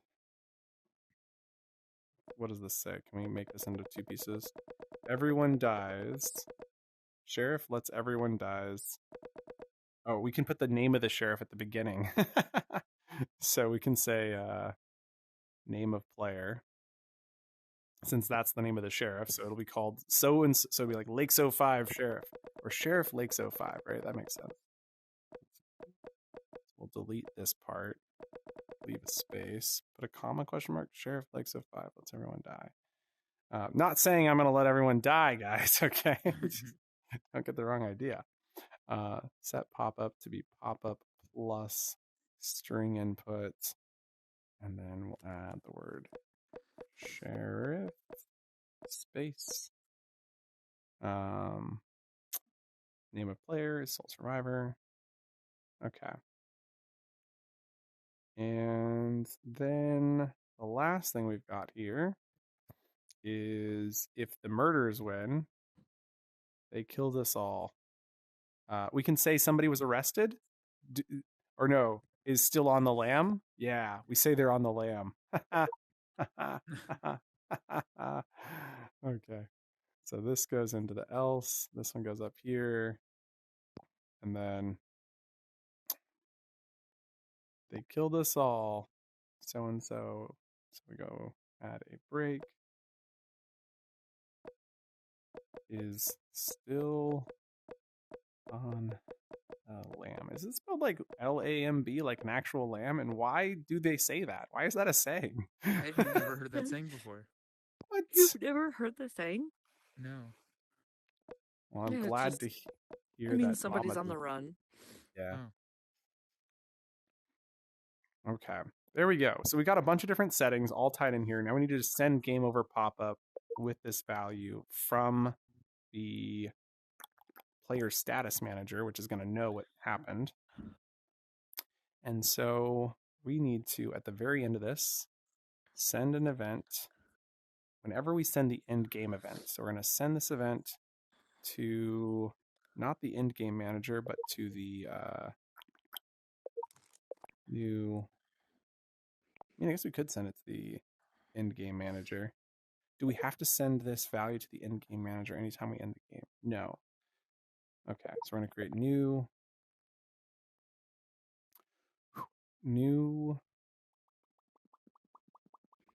brain.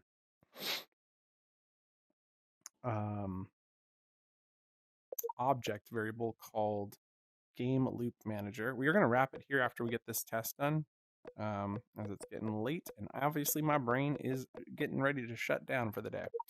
So we're going to send that show pop-up. Is that what it was called? No, it was end game pop-up, right? Something like that.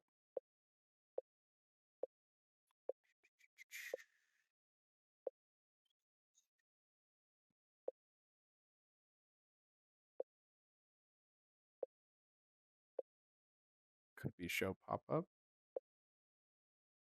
Okay, we'll start with show pop-up. Let me go look real quick. Game loop manager. The name of that event is game over pop-up. Weird that's not on my list. What in the world?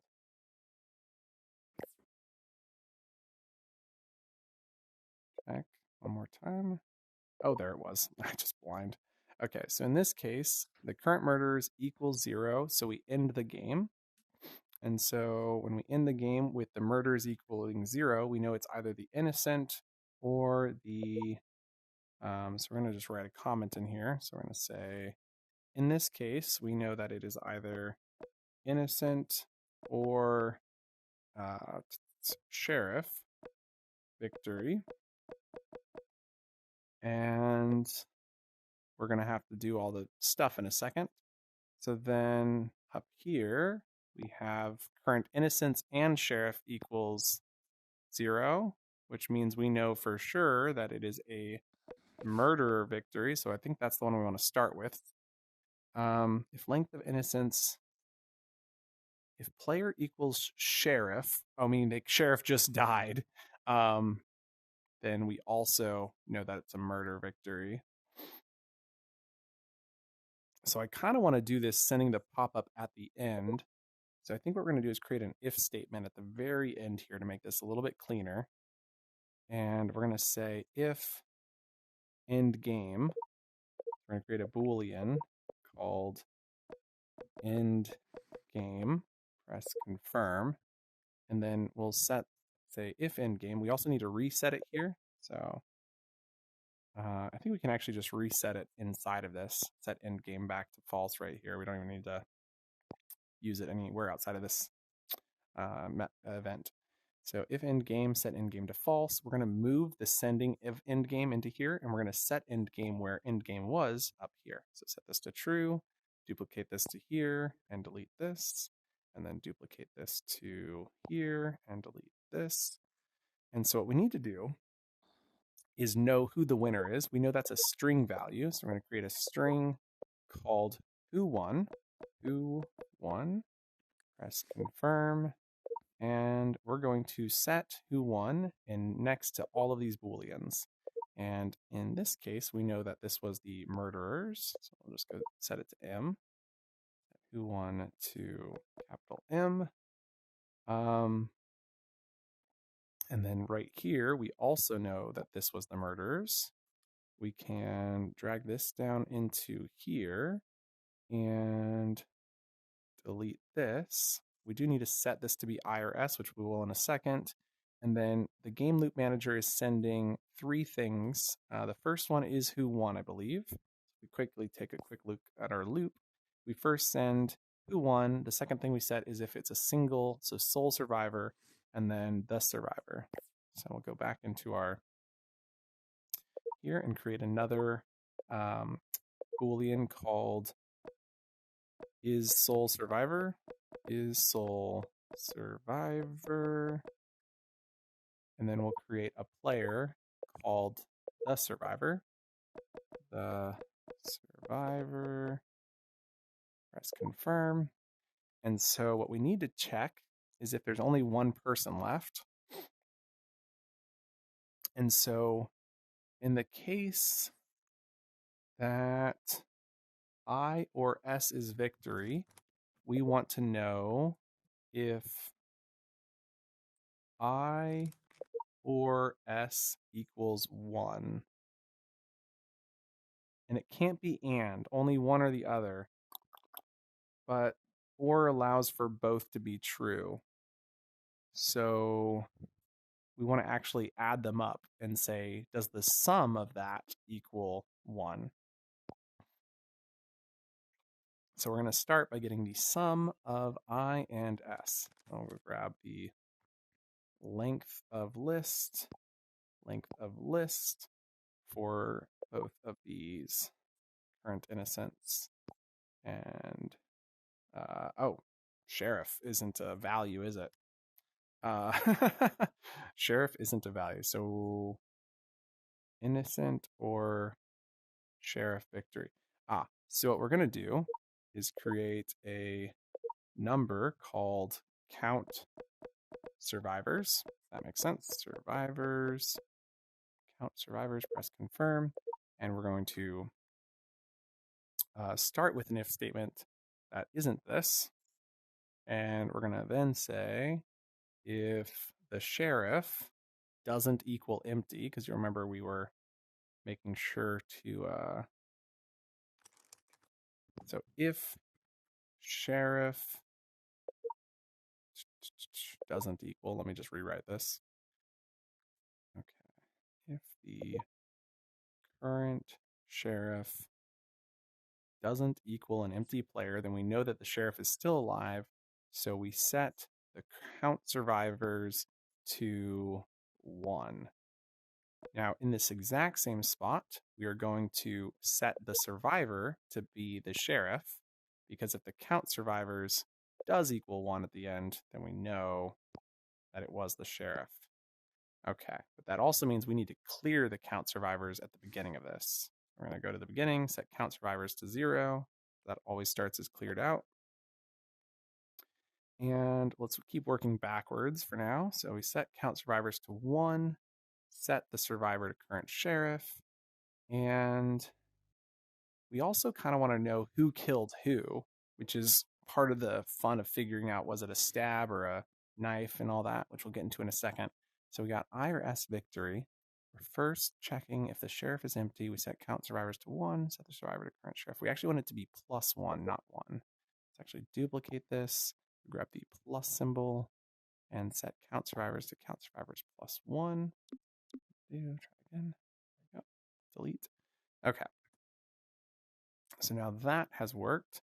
Now what we're going to do is say an if statement, and we're going to set count survivors to count survivors plus the length of the list.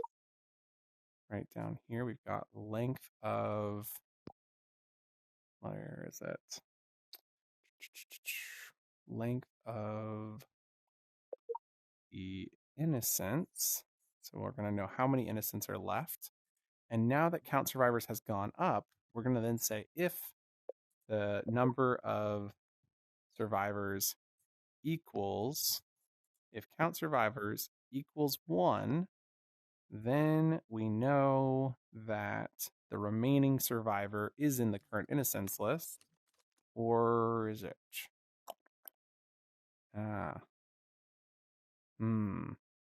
I guess this is an else if, isn't it? Okay, so we say else if. So we start by setting the count survivors at the top. So we set count survivors plus length of current innocence. If current sheriff doesn't equal empty player, set count survivors to count survivors +1. If it does equal, then they're not alive.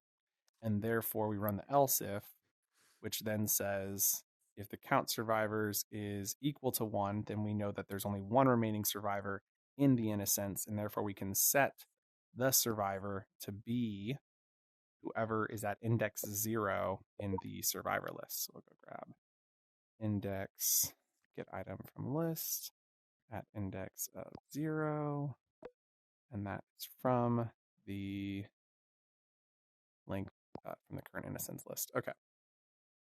Now, the next thought is, if end game is the only time we need to do this, and so we can take all of this down here because this is going to want to run in a couple locations.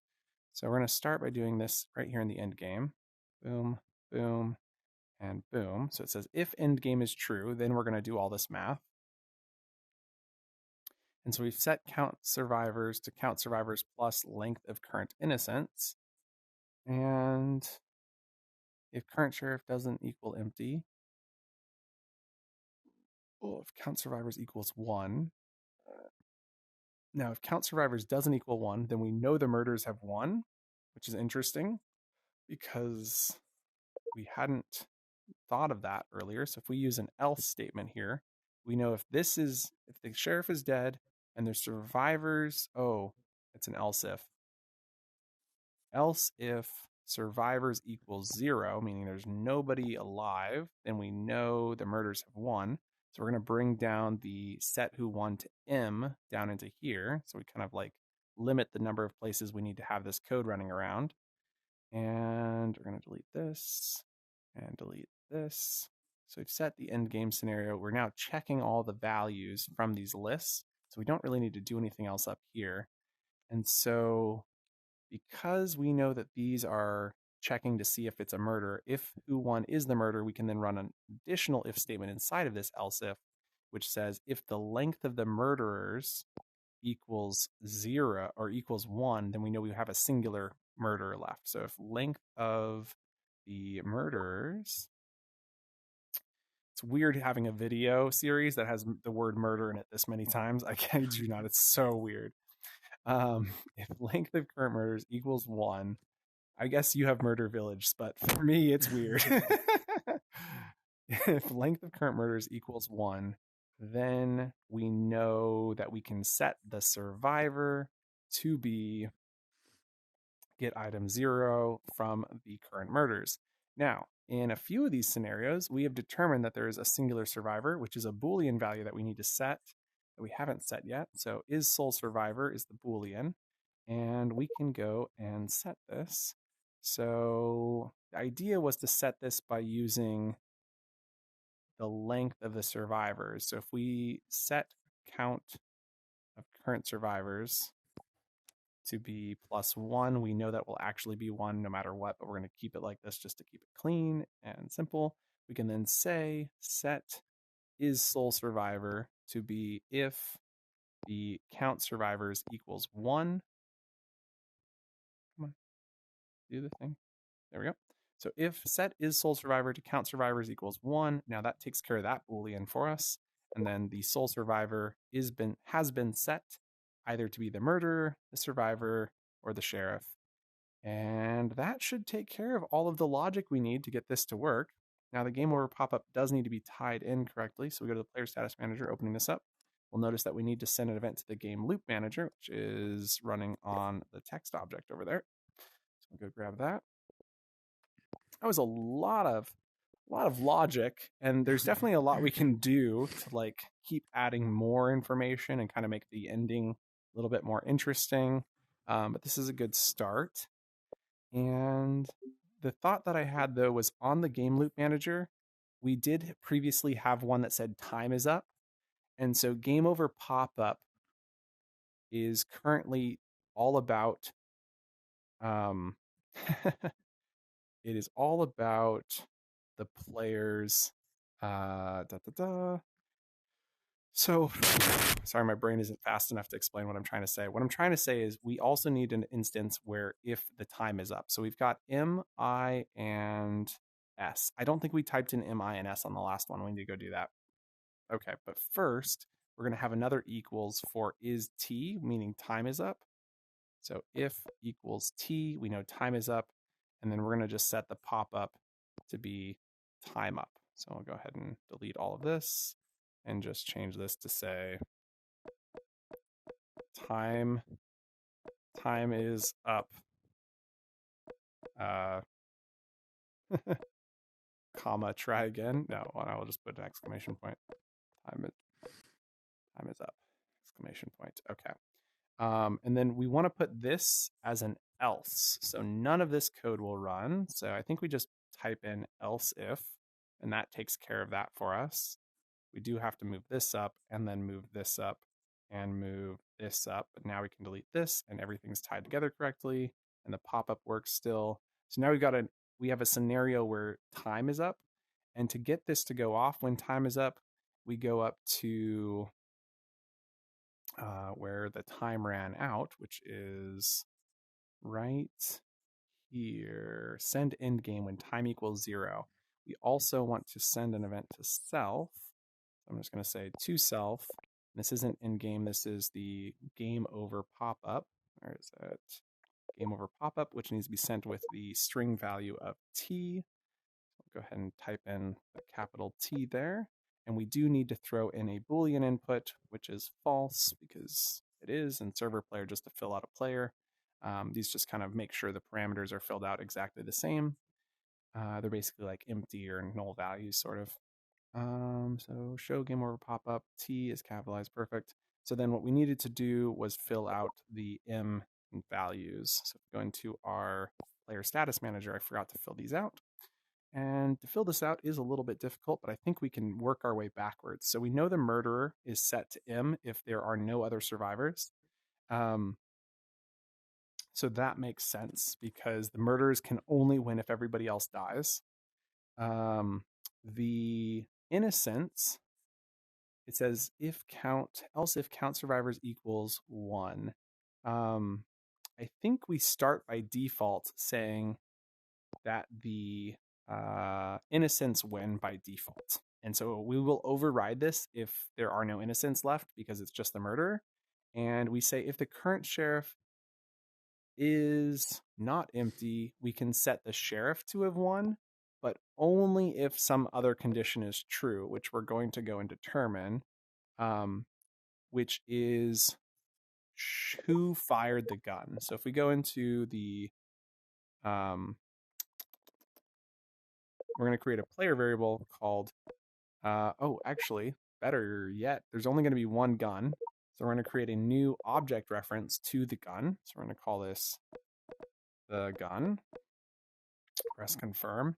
And we will say the sheriff wins if they are the owner of the gun. Because right now, the only way to kill the murderer is with the gun. If we do make it so you could use the sword, the knives,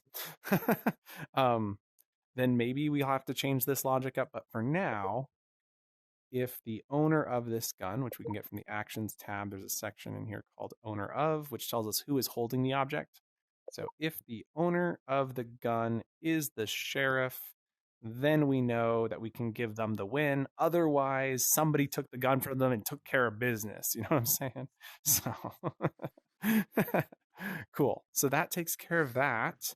That gives us our innocent win, sheriff win, and murderer wins. So I think it's time to go test this. Oh, we do need to reference the gun object on the player status manager. There we go. Can you delete the gun in the room and bring this gun in? Yeah. I assume they were sharing the same, and then we'll delete this knife so you can just move that one in. Oh, did you make a copy of it? Oh, you just wanted the one in there? Yeah, we just wanted this one in there because it's got the reference to the thing. And then, yeah, sorry. I could have made that easier. I'm sorry. Did we change the grab anchor on this? Oh, did you make these grab anchors? I did not. Oh, sorry. That's totally messed up. Okay, you didn't? Okay. Well, then I won't feel as angry. I mean upset. I mean, disappointed. All right, I'm hitting play. Weird, we got an error. Hitting stop and play again. No errors the second time, so it's probably one of the trigger bugs I mentioned we've been getting. So now let's go ahead and walk on in. So, okay, here's what's happening. When it says next game in, I need to rename that. Oh, I need to let's do that before I forget, because I already forgot once. Okay, so the problem is, under the game loop manager, I have it as two separate things. And so There is, where is it? Next game in. Next game.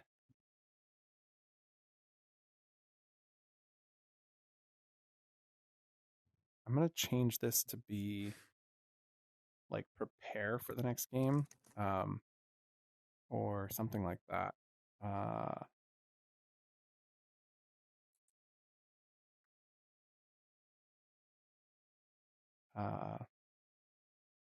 I got it. So we're going to say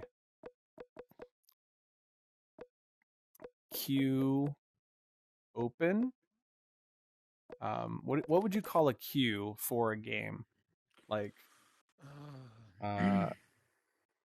match entries, qualifications, qualifying. I'm trying to figure out what the word is to say a list of players. What do we call a list of players?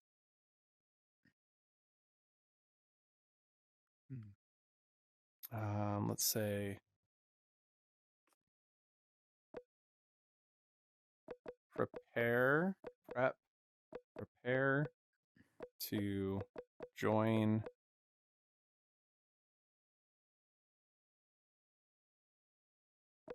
the next game. Okay, hitting play. Okay, so here's what you should see now. Oh, I put it in the wrong spot. Sorry, one more time. My bad. Dun, dun, dun. I had them backwards. I should be able to just swap them. Drag this one up to here. Drag this one down to here.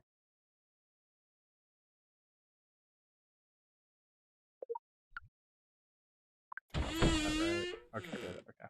So when we come in, it starts by saying next game, and this is what's going to be in there while people are playing the game. It'll say next game in, but when you get down to the last 30 seconds or 15 seconds in our case, it says prepare to join the next game. Prepare to join the next. Nice. I should add another prepare to join the next game.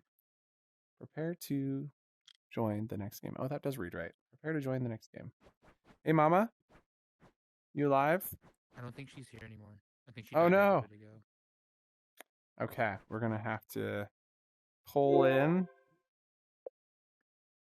We need to call a friend. I can do this. Which friend are we calling in? I'm sure Matthew would be like over the moon. 3 dots.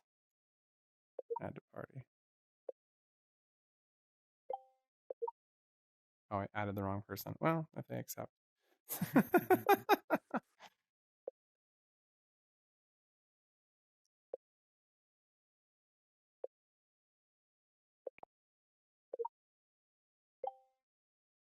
I sent a couple party invites out.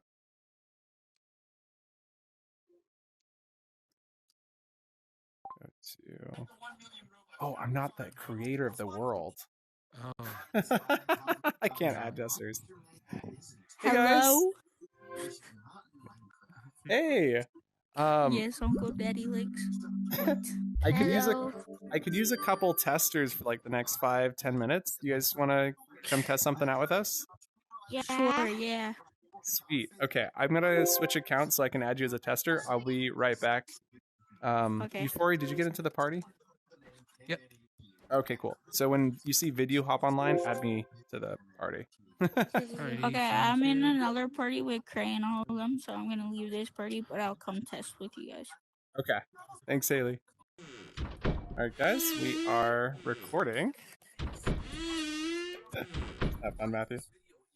Do you mind going on mute for a second, Matthew? I'll tell you when we're done. Thank you. Awesome. Okay.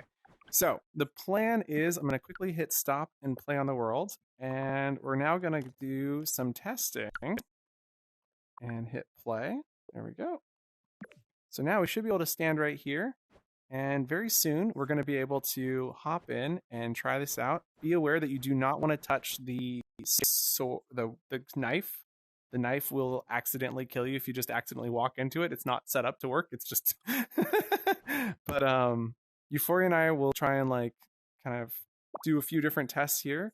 And we're just trying to make sure the game loop works. So preparing to join the next game. And all right, we're in. So I've been assigned as the detective. And Matthew's already got the sword.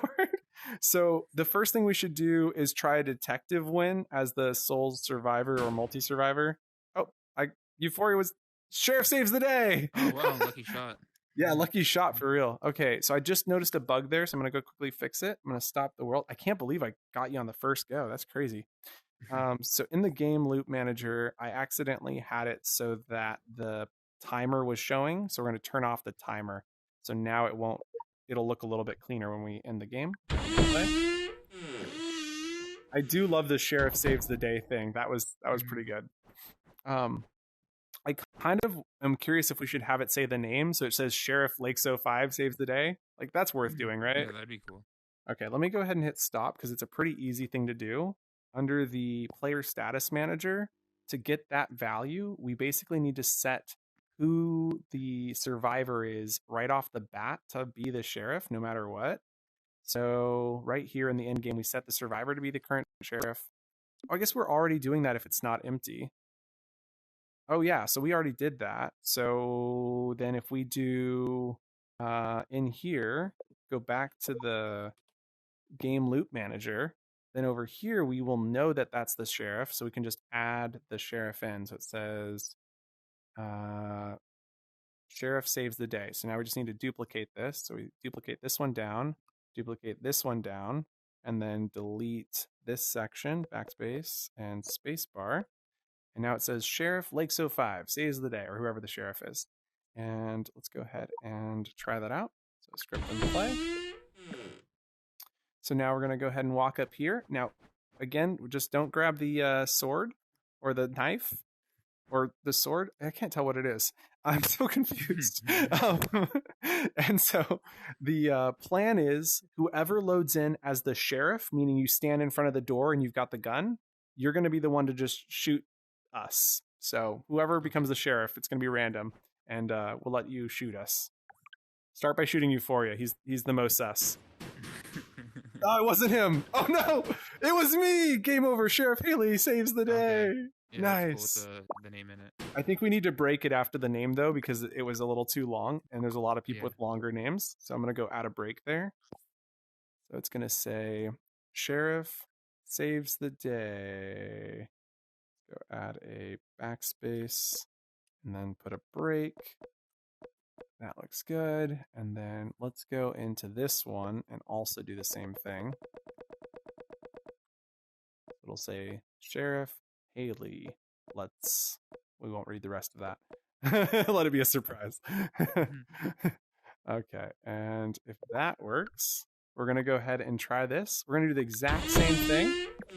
So same exact win scenario. So if you spawn in as the sheriff, you're going to get to shoot everybody. All right, here we go. So have either of you played Murder Manor before? No? So it's an old game from a long time ago in Horizon, from about 3 years ago. And we're trying to kind of recreate it with a little bit more advanced. Okay, Haley. Matthew. Oh, it wasn't him. It's not me. I swear. Oh, it was me. Sheriff Haley saves the day. You're like, you the sussiest sus. To make this easier, we do need to know. Oh, Matthew's got the gun. I'm going to stop the world, so if you wouldn't mind letting go of the gun there, Matthew, thanks. We do need to know who the sheriff is for doing our tests, because we can't actually do the final test if we don't know who the sheriff is, or excuse me, the murderer is. So when we assign the murderer, we do need to do that thing I told you for you, which I don't think I said on video camera. So it's time to tell you guys what we're doing. So when we assign the murderer, which I guess is going to come through on the player status manager, right? We receive this event and it says who's playing is received with the murderers.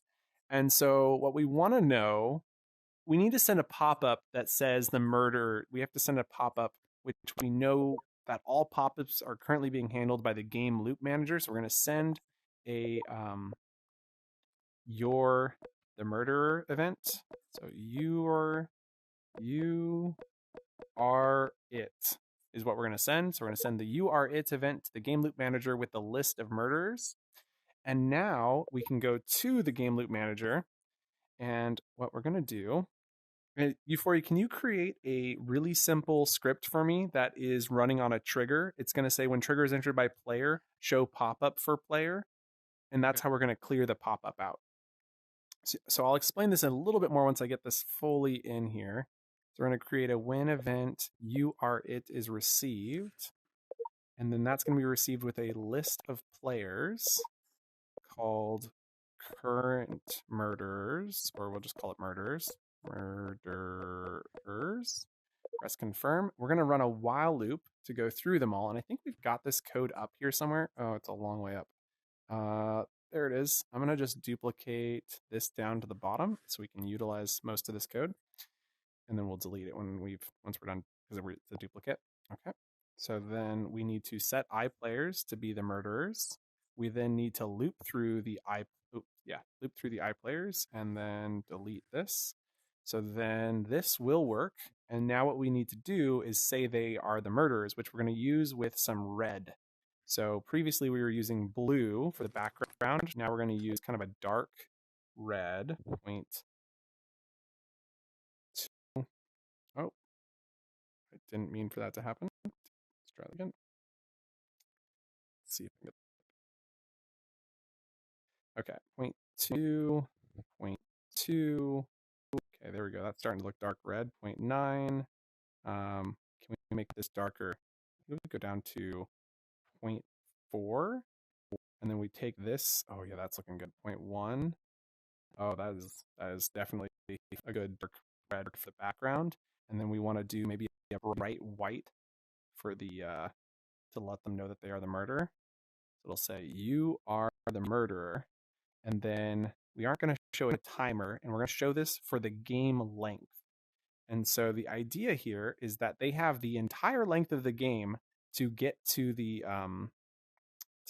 attic, because the attic is where the murderers start.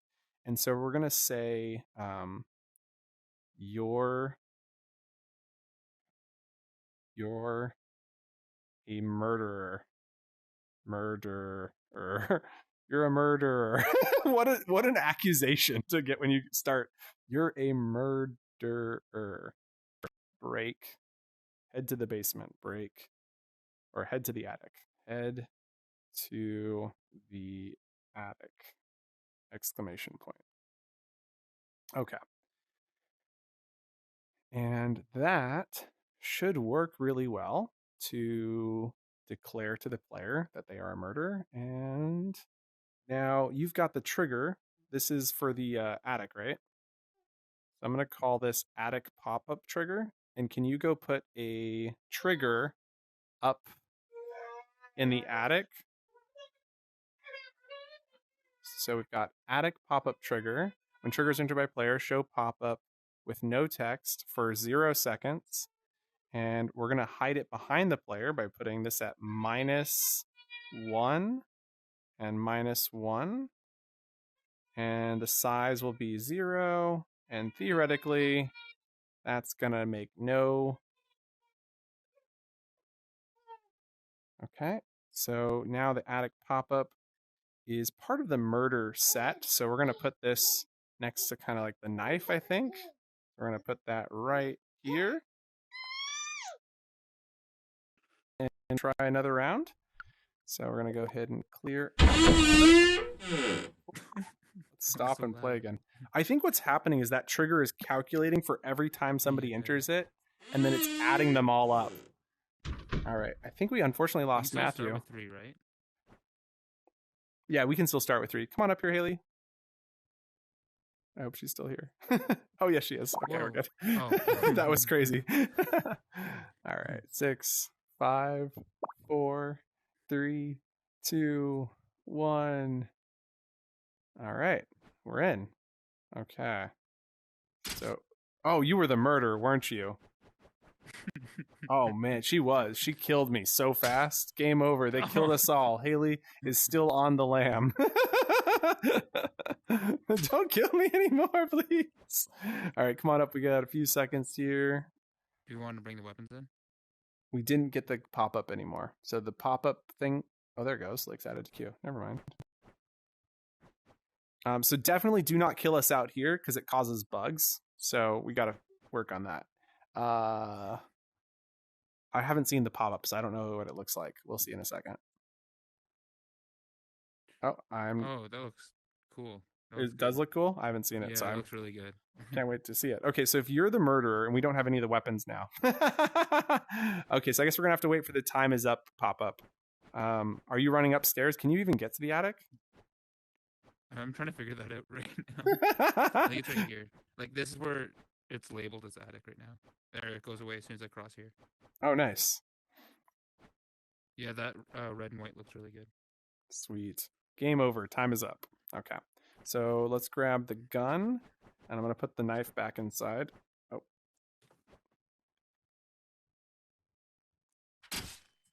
Oh, shit. I know you thought you had it, but you didn't have it. Oh. Wait, what? I'm so Okay. confused. I thought I put it in there.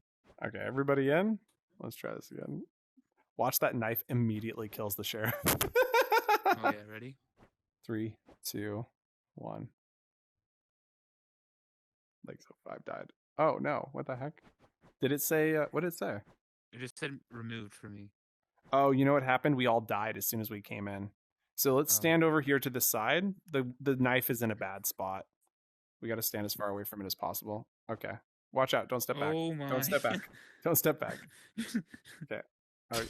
Oh, shit. Pull it through my body. Game over. They killed us all. Haley is still out on the line. We need a break after that, too. I'm going to go out of break. Imagine somebody comes in with a username that's like 100 characters. Like, I could clip their name if I wanted to. I haven't decided to, but thinking about it.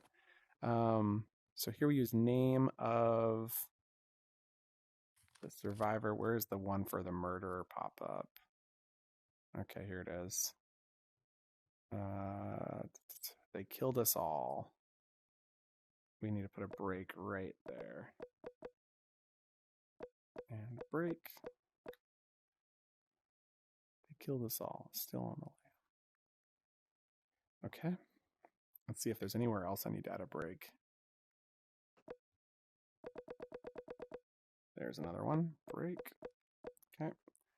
And we have the break on that one, and we have the break on that one. Okay, cool. So when we get in, let's not touch any of the weapons. I want to walk through every single scenario so that way we can test all of them. So we'll do that first and foremost. Prepare to join. Next game. I don't like the way that... I need to find a way to say it. Prepare to join. Maybe it says prepare to join, comma, next game in. So remove the. Not sure.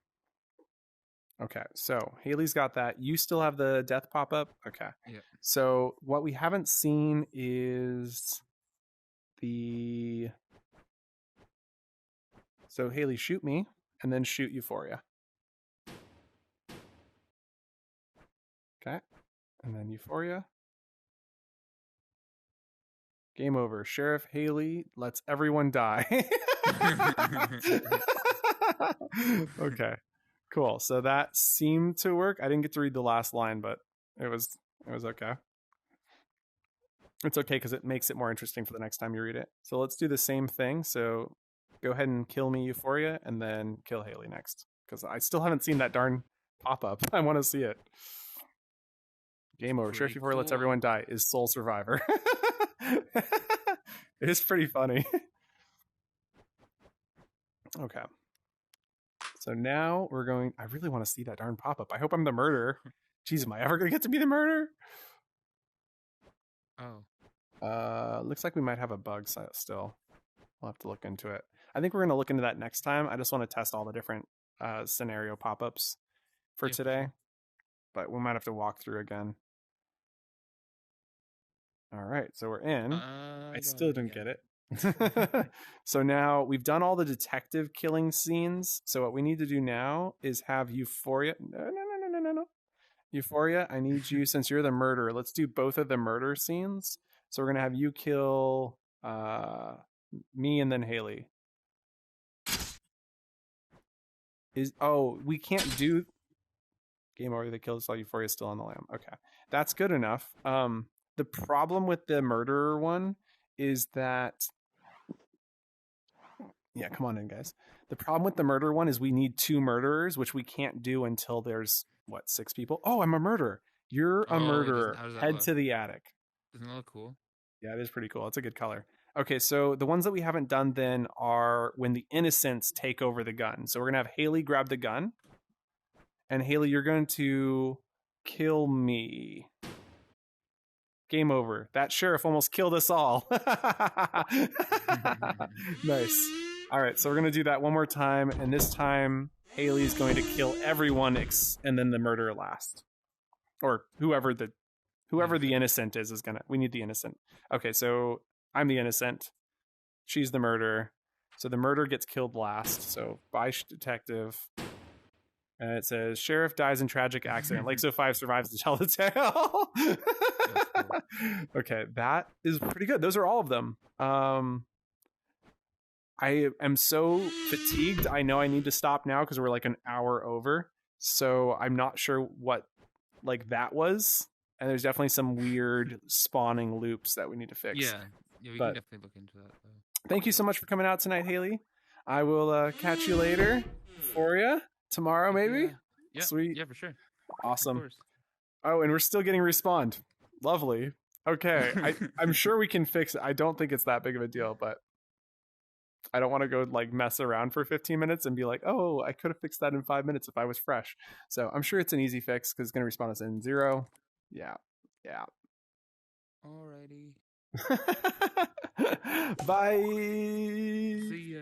Yeah, squashing bugs. This is Galactic in the Vidyuu account, and this is the latest update to the inside, which, as you can see, is coming along really nice. It's still very gray box, and I mean, that's intentional, as we don't want to start working on design until the whole thing's really more done. I just wanted to record this bit because if you're doing anything in Blender and you're getting this type of WTF moments, you're not alone. And I would highly encourage you to jump into the Discord server for Vidyuu and share your experience and ask for help, because Galactic's going to have already gone through this and maybe she can help solve some of whatever you're going through. Because I'm not going to be doing this for myself. I'm letting the experts do this, and holy smokes, it looks rough. So if you are doing 3D modeling and you're experiencing whatever that is, feel free to reach out on our Discord. We have a 3D modeling channel for that. And hopefully one day this will get easier. For what it's worth, if I have to watch her go through this much pain for like another year, I'm going to write my own code to make my own version of Blender that's better. It's like mostly a joke, but genuinely it's like, if I have to watch people struggle, I might have to just like solve the struggle. But I assume it's just kind of like an experience thing, and the more and more you do it, the better and better you get. And then we're also thinking there might be a bug here where this little wing that you see doesn't exist in Blender, but it exists here in build mode, which is super weird. Anyway, it is what it is. I love that I can pull the roof off, though. That's kind of fun. Yeah, that is fun. Hey, Euphoria! Okay, so this segment of the video should be continuing off on part 4. So we were at the end of part 4. We hit a bug, and my brain was not capable of solving the bug. I tried immediately after the recording ended to solve it. I couldn't. So I thought we might as well go ahead and take a stab at it. Since it's the 3 of us, and I don't have to worry about the kiddos, let's go and give it a try. We had some kids in here last night, and suffice to say, they didn't take instructions very easily. So when we come in, we're going to quickly recap because I barely remember how the bug was created. But if I remember correctly, what happens is you go in and we prepare to join the game, and then we would die, and then we would stand out for the first countdown, right? Was that what it was? Okay, so I'm the murderer. Head to the attic. I got the pop-up. I don't remember what the bug was. Let's just try a couple of the different scenarios. So you're the detective. So go ahead and shoot Euphoria. Oops. I'm the murderer. Why would you listen to me? And it says game over. Sheriff Vidyuu lets everyone die. Is sole survivor. Remember us not stepping up there right away. than us waiting for the first countdown, I think. Let's go and do it right and just make sure it Okay. works correctly. I also want to try something we didn't try last night, which is what if so who's the murderer? I am. Okay, so we're gonna do this. Oh, did we leave the gun out there? Oops. Yep. Okay, so here's the idea. The question is, if I had the gun, or we're going to run out of time, this is going to do time's up. We'll do it again. Make sure to grab the gun. Yep. The question is, if I am the detective and I kill the other innocent and then I kill myself, does the murderer get all the credit? Oh, yeah. So we should take a look and see what happens. So I've grabbed the gun. Let's head up into here. I'm going to put the gun on the other side. So whoever's detective, you're going to do the shooting of the innocent first, then kill yourself. And if you're the murderer, just raise your hand and say, I'm the murderer! Don't shoot me! Okay. And we're in. I'm the murderer. Don't shoot me. I feel like it's a joke, but it's true. Okay, now kill yourself. Man, I'm the best murderer. They killed us all. Like, so 5 still on the lamb. Yep. That was me. All me. That was kind of great. Okay, let's go back in and try let's try the other scenarios that are like that. And so the other scenarios, oh, what the heck? Oh, that Like, was so weird. 5 removed. It just said added to queue. This time. Okay. Ow, I just stabbed myself in the face as I try to itch my eye. I've got really long fingernails right now. I'm really proud of them. Can you hear that? Okay, so I'm the murderer. So what we want to do is say we're going to do 2 variations of the murderer kill. So the first one is murderer kills innocent and then kills self. And then the second, so Sheriff Euphoria lets everyone die is still survivor. That's a pretty good one. Right. So then we'll hop back in. I'm noticing we're not getting the thing I when didn't we get the walk pop-up in. This one. Yeah. And then there. after it cycles, we Oh, get the there it is. added to queue. Oh. But Euphoria gets teleported out. Weird. So this is kind of like Mastermind. Like I was playing some kind of last night. I'll tell you in a minute. But the idea, not really. Anyway, it's complicated. I'm the murderer. So the plan is I kill the detective, then I kill self. And so then the innocent should get the win. Says game over. Sheriff dies in tragic accident. Euphoria survives to tell the tale. The tale was crazy. The murderer killed himself. Actually, pretty cool. What's it gonna say if there's more than one innocent that survives? Oh, we'll go do it. Hop on in. Did somebody get teleported again? I did. Okay. Yeah.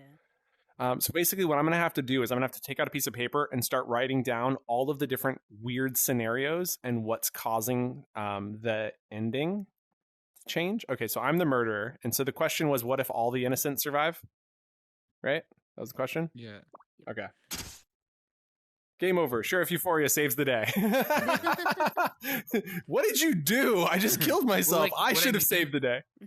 Well, like what I meant is like, so when it has like a pop-up of the person's name, let's say if there's like 3 innocent that still survive, is it just gonna say the innocent, Oh, if Tell the the tale, sheriff's or is it- dead? or does it do everyone's names? Like if there's 3 innocents Oh, I that survive, see. where it says one person told the tale, or will It should only show one person's name. Okay. Okay. Okay, let's see. Okay, we're in. I'm a So I'm murderer. innocent. You're the murderer. So the question is, there's 2 different. Oh, that sheriff almost killed us all. Oh, I killed the murderer. That sheriff almost killed us all. I think. Oh, that's when somebody who's not the sheriff kills the murderer, I think, is what Okay. triggers that one. Okay.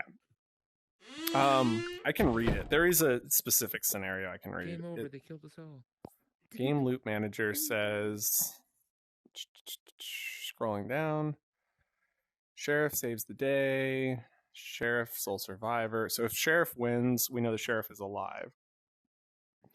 If innocent wins, it says that sheriff almost killed us all. So even if the sheriff is dead, we're just blaming the sheriff for just doing a terrible job.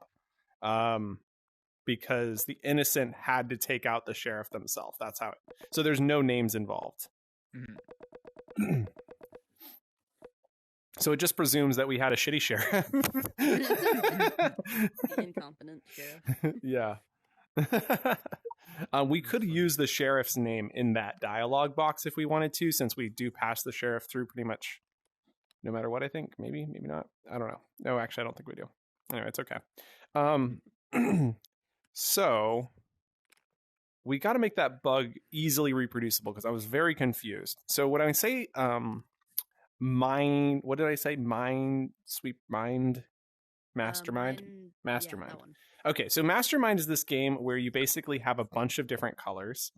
So you've got your different colors like this, and if you never played, that's okay. But basically, you keep guessing at the different scenarios, and then you've got to like figure out what the correct path or like order is. And so similar here, what we need to do is we need to look at every step along the way and see what are the commonalities between the different ones so that we can figure out what the thing is that is the bug. And so basically when I say we're trying to solve it like Mastermind, it means we're trying to write down all the different possible pathways that lead to us having an error. So that way when we look at the code, we can see it. The crazy thing is last night before I left VR, I knew what the bug was, but I was like, that's a hard one to solve. And then I got off. I should have wrote it down somewhere, but I completely forgot because I was too tired. But we'll be okay. We got like a game start failed. As soon as we got that one time, we were having trouble. Every single time afterwards, it was an issue. Yeah. Interesting. Sure. Okay. So let's go and try to trigger it on the second game. So we go in. In fact, let's try to trigger it on the first game. No, we'll try to trigger it on the second game because that's easier to reproduce the steps. Okay, so we come in here. Oh yeah, we get it. We get it right now. Okay, yeah. Prepare to join the next game. Like so 5 added to queue. Okay. 5, 4, 3, 2, and now we're going in. So what we're gonna do? It was after the timeout, wasn't it? So if I just do the regular game, who's the murderer? Okay. Sheriff Lake saves the day. Nice. So we're gonna just jump right back in, and there shouldn't be any issues because we followed the normal game path. So then the next thing we're going to try is maybe the timing it out. But let's start by doing the... Oh, never mind. Oh. There's an error. Like so 5 removed. Was it because I ran into the knife? The knife might be just killing us as we teleport in. Could the issue just be the knife entirely? So let's... Just for testing, why don't we just put the detection on only when it's grabbed or something? Let's just move the knife all the way up. Yeah. We're not going to have the knife for a minute. Let's just try a couple different scenarios with no knife in the game. Okay. And if we don't have any issues after a bunch of testing, we'll know that it's the knife causing all the problems. And then what we'll do is make it so the knife only works when held. We'll just add an if held boolean. Perfect. So that should solve the issue. Oh man, I could use some water. I'm looking forward to getting a drink. Nice if that's the bug. Oh, I know, right? It's an easy fix. I was going to tell you. You looked like you were squatting. I was squatting. I'm sitting down. This is why we didn't want legs, guys. Okay, who's the murderer? Bluff me. Oh, shit. Gave you up, murderer. Okay. Okay, so now we're going to run back in. Oh, we need the gun. Yeah, we'll need that. Come on in. We only got 5 seconds. Oh, but we didn't get added to the list when we walked in. Oh, I guess. Oh, there. Huh. Interesting. Huh. Okay, I feel like we've got something reproducible. Let's try this again. So the reproducibility here was kill murderer, and the game breaks. That's pretty straightforward. So let's try not killing the murderer. Let's kill all the innocents. So I'll just do a suicide out and see if it breaks still. Okay. Although maybe we should probably prove that it is the same. Do you want to do it one more time? Yeah, I'm the murderer. Go ahead and just shoot me. Okay, and now let's run straight up. Bringing the gun with you. Okay, put the gun on the other side. Oh, wait. Yeah, we got the pop-up. So 3, 2, and 1. I'm the murderer. Okay, so no issues that time. Go ahead and shoot me. Okay, and then let's run back up. Still no issues. Okay, so it's not just shoot the murderer, game over. Hmm. That's really strange. That sure did seem to be the issue. I know. Okay, the who's the murderer. murderer? I am. Maybe it works after something. What if idea? You know how triggers are broken in build mode? What if we just needed to hit stop, reset, play twice in a row? So let's go into build mode. Everybody in build mode. Yeah. Okay. Stop world.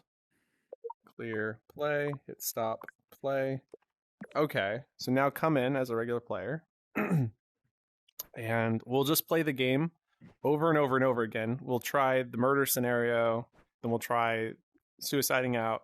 We'll just try a few different scenarios. And if they all work, then theoretically, the problem was... Breathe. Sorry, my brain. Good. I'm the murderer. Okay. Game over. Sheriff Lake saves the day. Shit, heading up. Still working. So then theoretically the trigger, build mode trigger thing was the problem. Okay, so that could be really good because that should mean we don't have anything to worry about. Okay. I'm the murderer. Okay, let's try it twice in a row and then we'll go on to other scenarios. Okay. I just love saving the day. What can I say? I'm a good guy. Okay. Okay, so that worked twice in a row. So I was kind of thinking, yeah, we'll keep trying. Okay, so I'm the murderer, so don't kill me. Kill Vidyuu.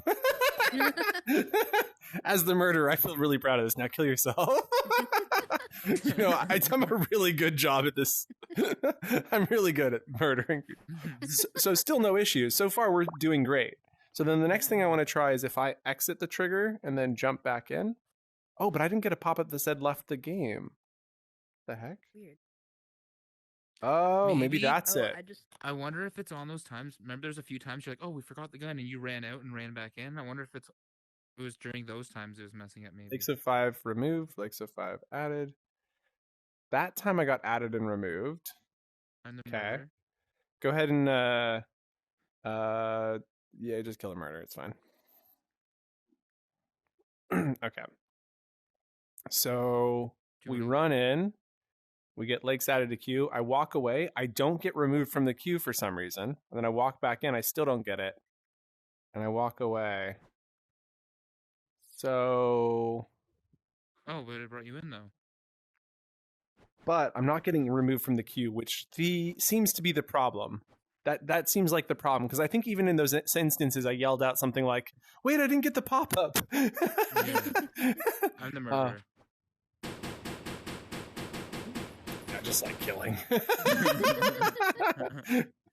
Okay, so I think we've got it. And we're also getting pop-ups when people leave the world and we're in the lobby, which is something that we should address. So let's go ahead and write this down.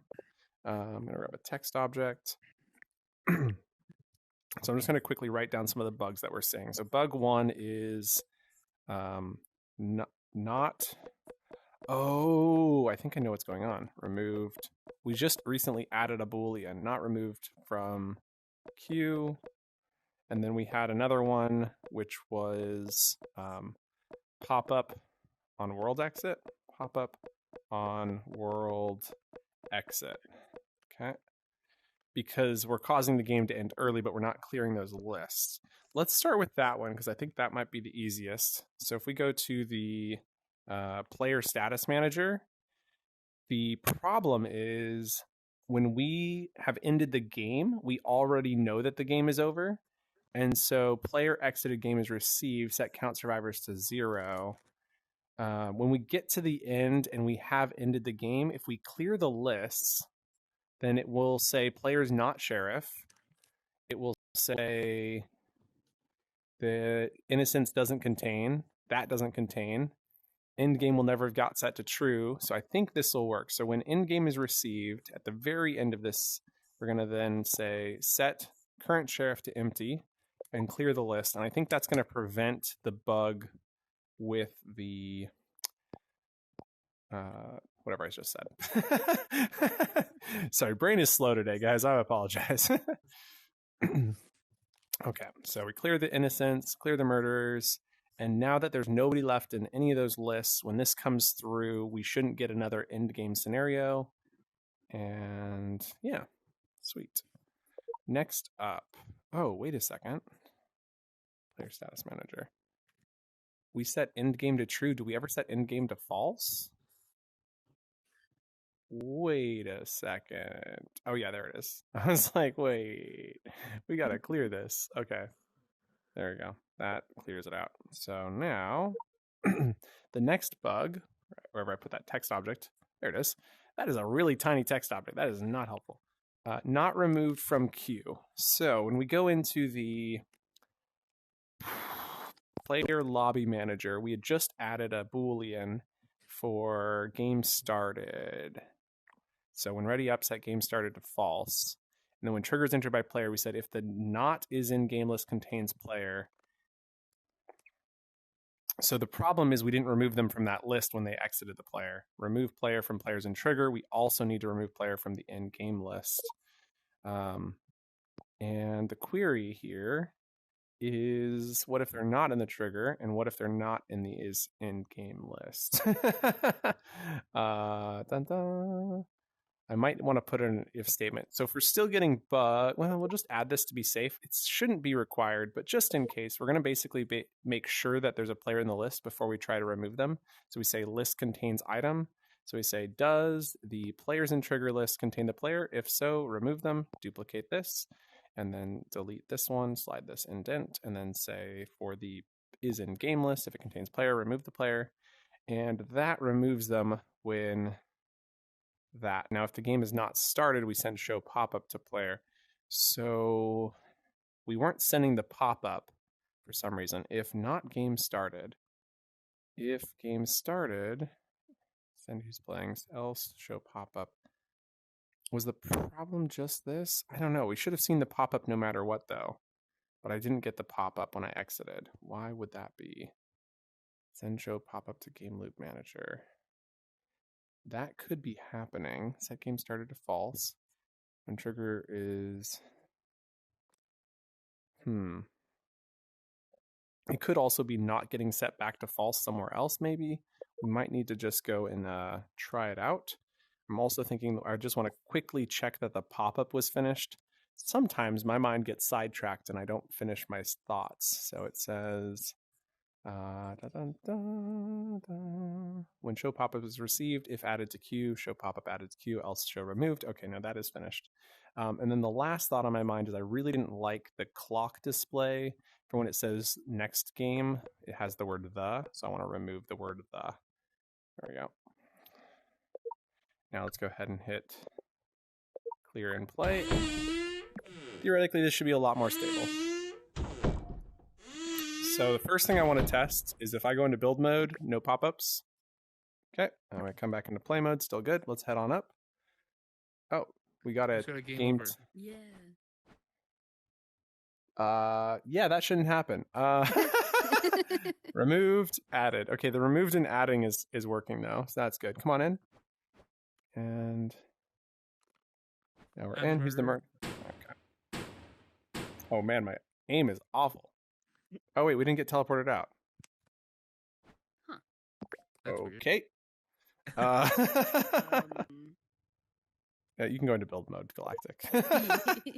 I felt like some weird stuff happened in there, so let's just start from the beginning and try to get it to work perfect. So everybody go right into the trigger up here. And if we get the time is up, somehow cause that to happen, which is weird. So like added to queue. I got double pop-up though. It might have said time is up and then Did you go into the trigger before you went to build mode, or did you just come and go to build mode last time? I don't know. We were right though. We might need to do a stop reset play again. Okay, I'm the murderer. Go ahead and kill me. I felt like I had to walk into your bullet. You were so bad. It's not bringing us out anymore. Okay, so yeah, you guys didn't get teleported out. I'm going to build mode. Okay. Let's stop because I think we can confirm one thing, which is go into play mode, and then let's have both of you stand up there on the thing. Okay. And then I believe what's going to happen is you guys are going to see it say joined, and I'm going to see it say time is up. Okay. Yeah, I got game over, time is up. You guys got I joined, got added right? to queue. Yeah. Yeah. Yeah. So your guys is just overrode the Other pop-up? the other pop-up. Okay. Okay, let's go try and solve that bug real quick. Okay. So game loop manager is saying when the time equals 0, we are sending end game.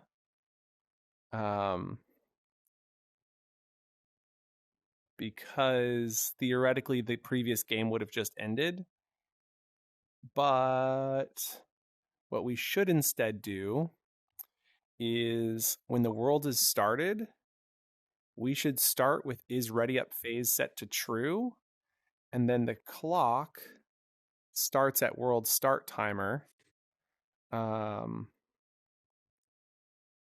And I think what we have to do for that is add the two together. So we go and grab a plus symbol. Well, no. We'll just set the world start time to be 30. 1 question mark. Okay, we'll try that. So basically what I've done is I've said when the world starts, it's going to start as we are in the ready up phase rather than starting in the previous game. Because previously we were like, let's just make the game start by pretending that the previous game hadn't started. So we were sending end game, which is what's causing that pop-up. And it also sends the game over pop-up, which makes sense. How about the teleporting? Is it sending out to the teleport? So then the teleport problem is strange because we should be getting that in the end game scenario.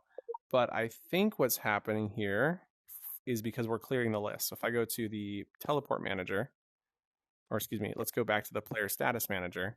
The player status manager is running while loops. Yeah. Is it running while loops? No. Yeah? No. No while loops in the player exited game. I said to clear the list of current murderers and current innocents. And current sheriff. We're not using... Oh, because when end game is received by us, that's when we should be clearing. So the clearing actually needs to be moved down here into the end game scenario. Sorry, I put that in the wrong spot.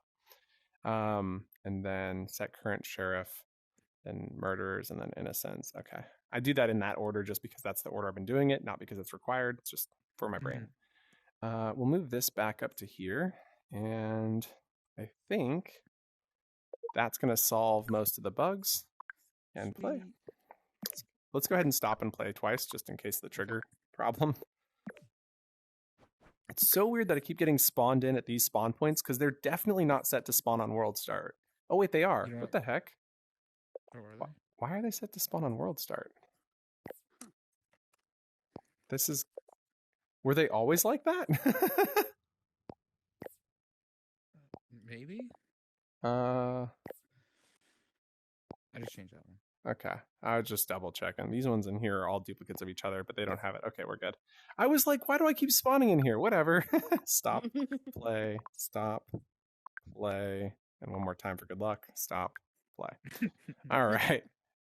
Wait, I still spawned here with WTF. You have this tap. I don't think Maybe so. just press the top of this one. Just in Maybe case. I should. Does this one say spawn on start? It does. Okay, I'm going to... Yeah, you know what? I'm just going to tap this one because I want to start spawning here. Okay, we're going to stop and play this world twice more because, you know, bugs. And stop and play. Okay, now I'm spawning in where I wanted to spawn in. And Galactic's just being galactic. Prepare to join. Next game in. Maybe it should say next game in all on the same line. So just 2 lines. Do we like that idea? Yeah, I like that idea. Next game. So it says prepare to join. Maybe a colon after prepare to join. And then it says next game in. And then the timer. That seems to make a lot of sense. Yeah, I dig that. Okay. We're just going to prove that it works one time through. Oh, shit. It says added to queue. That's not what I wanted. Why did that happen? We're all here. Oh, the trigger wasn't activated yet.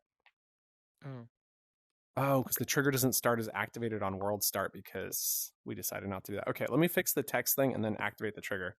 Okay, so game loop manager needs to say brain, next game in, and then it says, scroll over. We're going to remove the break right there. 1, 2, 3, 4, add a space bar. And then I wanted to add a colon right here. Boom. That should work. And then the problem was that the trigger wasn't available to start on world start. So if we go to the player lobby manager, on world start, we had set this to false. We're going to delete this code. And then we're going to double check that the trigger is enabled on world start. And it's not, so we'll turn it on. And now that do the trick. Stop, play, stop, play. Okay. And then I had an idea which make this all seem ridiculous, but it is okay. Prepare to join next game in 22 seconds. Like excited to queue. Okay. I want to go make sure this is changed to static text, not dynamic. Oh, sorry, I'm gonna do it. There's just like tons of little changes, you know? Oh, yeah. No worries. So this one is currently auto fit. We're going to turn that off. And then we're going to change the text size down to maybe 7. How's that text size right there? Good? Stop. Looks good. Play. Stop. I got a pop-up that said I was the murderer. While I was in build mode. Yeah, you know, that's not really designed for us to do whatever I just did. Prepare to join. Okay, that looks a lot cleaner because it's not just dynamically shifting in size as the text changes. So that looks great. That really does look great. Okay. So then the next thought was that we are just kind of like dynamically changing things. There's a lot of stuff that has been shifted around. Murder, you can shoot her. Don't shoot me. Game over. Oh, we didn't get teleported out. Or I didn't get teleported out. You guys did, but I didn't. Weird. Oh, I guess I'll suicide. that should have worked. I don't know why that didn't work. Okay, let's all stand here and try again. Why didn't I get kill? Or why didn't I get... I just got lakes added to queue. Same. Yeah. Removed. Added. Removed. Added. WTF. Oh, my brain. Okay, we're in. Was it because of the join now phase, maybe?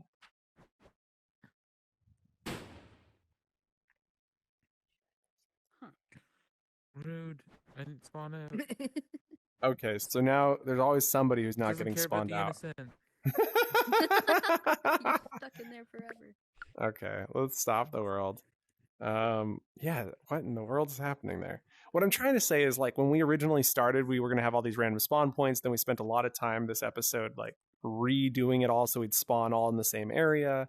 And while these refactorings are kind of annoying because you have to kind of like start over, there's one thought I had which is similar in that I was thinking this trigger should actually start the timer for the countdown, not the other way around, because people might come back here and not want to just go and start immediately, and they might want to just hang out and talk for a little bit. Yep. And the timer does just kind of constantly cycle, but we could make it so it only starts once somebody walks up there. But before we add any more complexity, let's try and solve the current bug, which seems to be related to teleporting, except I don't think it's related to the teleport manager. I'm pretty sure it's related to the player status manager, which is sending out the teleport event. And it says teleport with current sheriff, current murderers, and current innocents. And then we immediately clear those values. Let's see. We're not removing people from these lists. So what happened in both scenarios? So in one scenario, I got left behind. I think both scenarios are the same.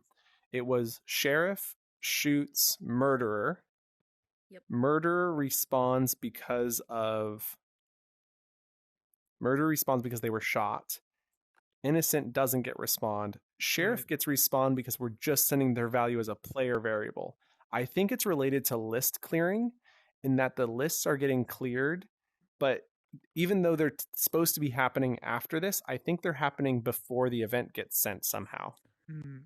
And so I'm guessing that if we put People would in a delay it.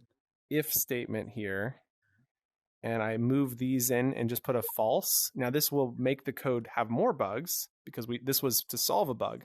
But if this does work, then all we have to do is create an event that delays this by 1 frame. So that way it happens after that. So we'll go ahead and hit clear, play, and stop and play. Go ahead on in. I'm also wondering if the trigger over here seemed to have some issues too, but we'll get to that, I guess. One bug at a time. Right. One bug at a time. 15, 14, 13. I really wanted to kind of like find a way to create a large list of end pop-ups that can kind of like say just different sayings. Because I think the ones that are here right now are pretty good, but I'd love for there to be just a bunch of them to randomly choose from. So I've been trying to think about how we could do that. I'm the murderer. Okay. Sheriff saves the day. We all get teleported, right? Yeah. Yep. Okay. Stop the world. So we know that that was the issue, which means all we have to do is open up the player status manager, delay it by 1 frame. So we say when event, delay clear. We'll call this delay clear. Press confirm. When delay clear is received, we'll do this. And then we just need to send the event to self. And we'll do all of this in here. So we'll say send delay clear to self, which will happen in the very next frame. So that should have been sent. Now let's go see what other bugs we have left to fix. You know, we're getting through this. Oh, let's stop and play a couple times just because I don't trust the darn trigger. Try again. Here we go. Lakes 05 added to queue. All good? Okay. Yep. I think I want to change that start time on. I'm going to go do it right now. Sorry. Go ahead and exit the trigger for me. We're going to go to the game loop manager. And I was thinking that it would be nice if the start time was only 16 seconds. So every time when we're debugging specifically, you've got 16 seconds to get in. Okay, I'm going to hit stop and play again. Trust it. Stop, play, stop, play. Okay. Here we go. I swear, and I mean this with all due respect to Horizon, but it gives me massive anxiety. Like, I can't trust anything. Right. All right, so we're in. Who's the murderer? I'm innocent. I didn't trust you, Euphoria. Game over. Sheriff saves the day. All right, let's go do that I'm again. in here again. Oh shit, are you serious? Yeah. Didn't care about the innocent again. Whoa. Okay, let's go take a look at why that could possibly be happening. I'm going to go into the player status manager. We know for a fact that it's related to this code in here because we were able to turn it off and turn it back on. So what I want to do is add some debug prints. And so debug print 1, 2, and 3 are going to say a quick message to let us know what it is. So this is going to be called end game, and then I'll put in parentheses, this is running on the player status manager. So we'll call it the PSM. It sounds like a new type of PlayStation Mini or something. I think that's actually a thing. They made like the slim model or something. I keep seeing it on my YouTube feed. Debug message, current murders, debug message, current innocents. Now that should give us a list of those players, not their names, but their values, like their index. And then what we want to do is go into our teleport manager and be like, yo, teleport manager, WTF, why aren't you receiving this value? Because teleport manager receives sheriff, murders, and innocent, responds the sheriff. Wait a second. Couldn't possibly be related to the fact that we changed this up. Sheriff, murders, innocent. It couldn't be because it was working when we removed that, right? Yeah, it can't possibly be related to this because we refactored this to be more efficient. Let's go add our debug prints and just see what the values are that are getting printed. Okay, so once again, we're going to go and add a string input. The first thing that we're going to say is that this is respond to lobby is the name of this event. Respond to lobby. And this is running on the teleport manager, so we'll call it the TPM. Okay. I'm sure there's an acronym in there. I don't know it, but Murder is innocent. So now, if I double check that I put these in the same order, murder is innocent, and I did, we should then be getting basically the same thing posted twice into our log. Clear, play, stop, play. Okay, let's go do the exact same thing.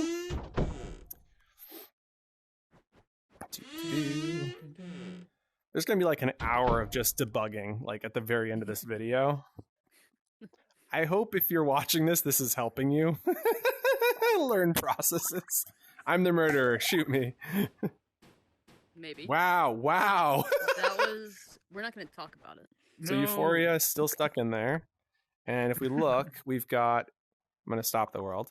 So we've got end game on the player status manager. And then that is posting empty. This is an empty list. This has got number 5 in the list.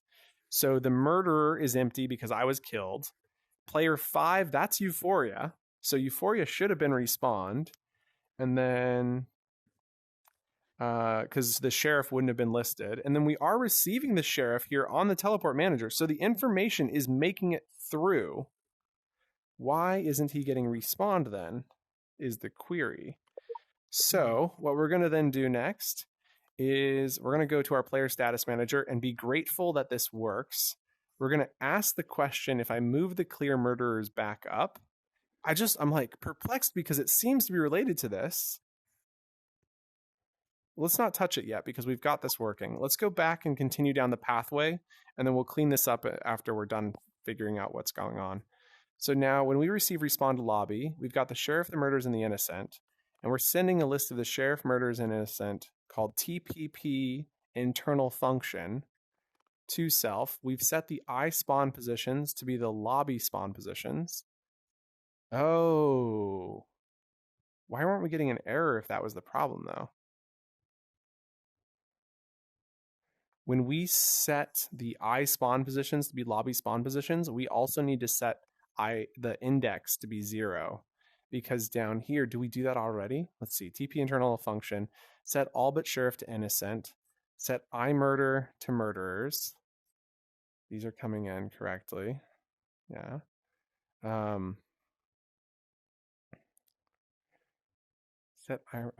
Length of I murders is greater than 0. Get item 0 from I murders and add it to the all but sheriff list.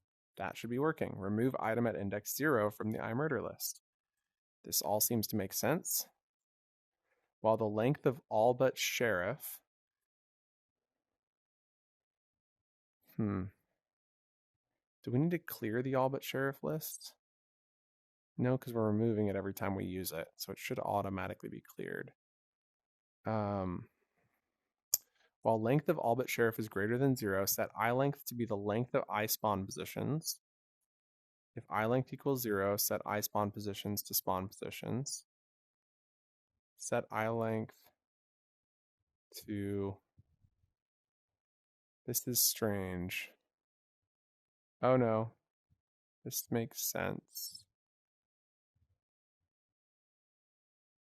No, it doesn't. This isn't supposed to be here, I don't think. When I length equals 0, I spawn positions get set to spawn positions, but we've set I spawn positions to lobby spawn positions up here. So the problem is that we need a second iterative spawn list.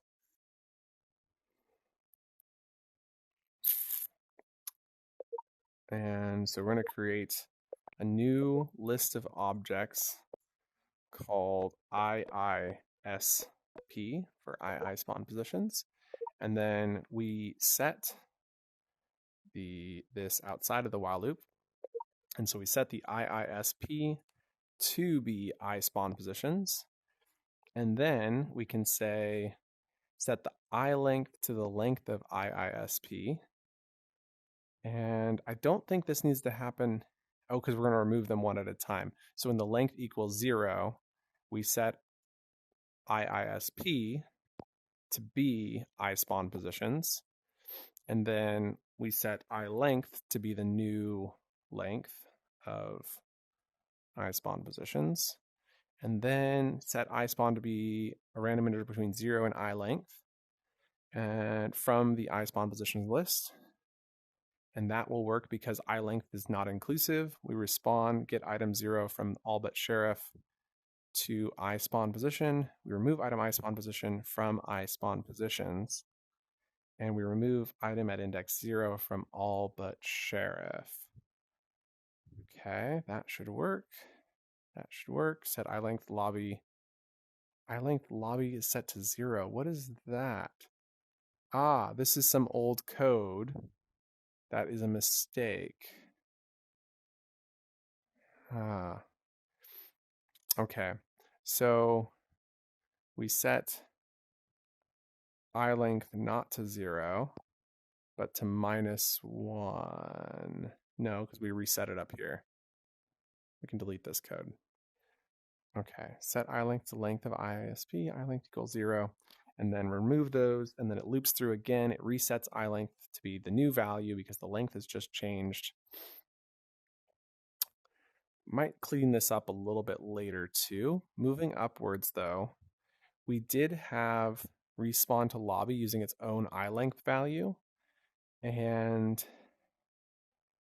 this works sort of. I length lobby starts at 0. It's always added to modded lobby spawn count.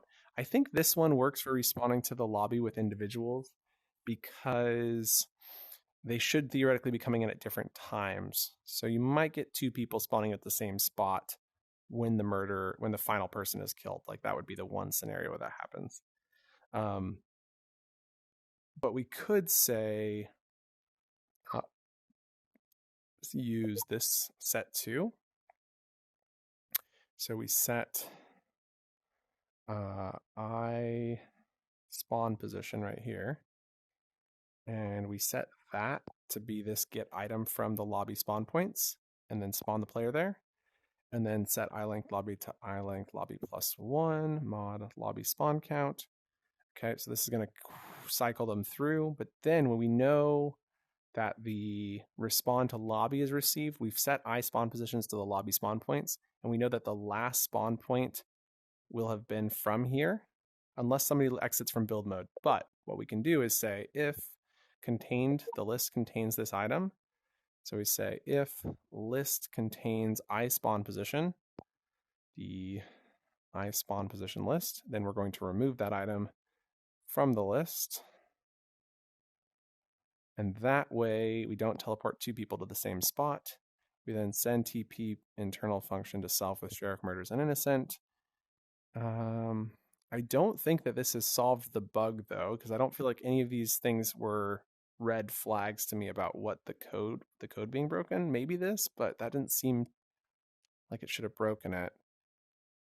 Debug print. We're going to add a couple more debug prints to get some more information out of this. And the teleport players up here, let's make sure this one's good too.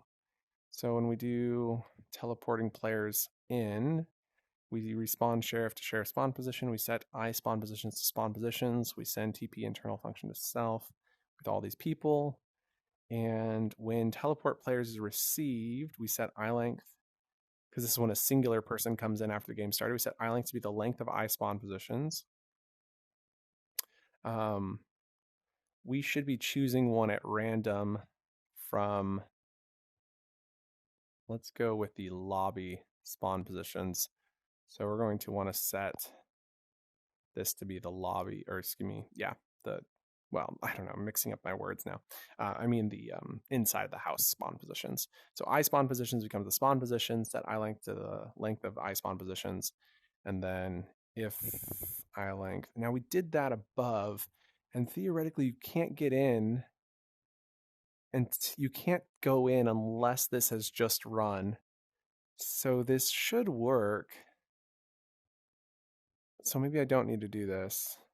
Set I length to length of I spawn positions. If I length is greater than 0, set I spawn to be between 0 and I length from I spawn positions. Remove item I spawn position from I spawn positions. Else set I spawn position be random between 0 and spawn positions from spawn positions. That should work. and then respawn innocent to the iSpawn position. This all seems like it should work just fine for the getting into the game. Anyway, that's not where we're having the problem anywho. So respond to lobby right here.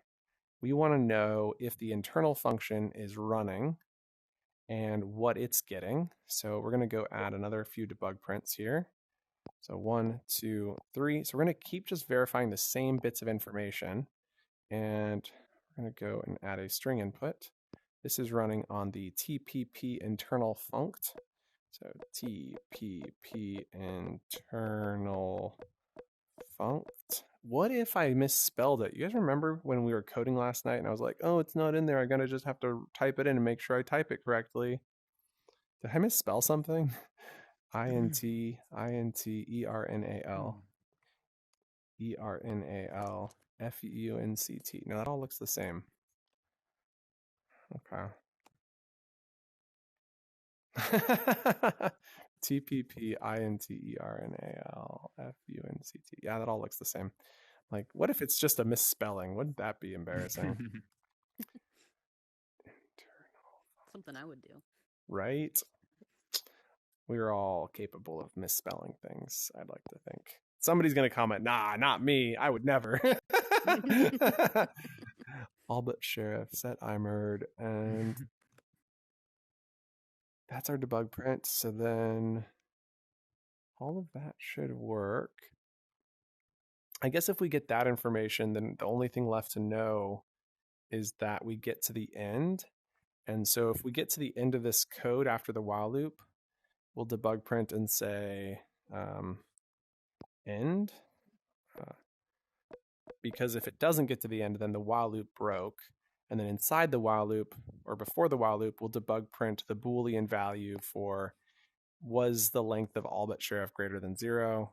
I guess we can also debug print the actual length of this value. Okay, now we got a bunch of information in there. Clear and play. Let's go ahead and see. Oh, it's double stop and play. And everybody's in build mode, right? Yeah, okay. And down into the game. 8, 7, 6, 5, 4, 3, 2. All right, here goes. Okay, who's the murderer? I am. Okay.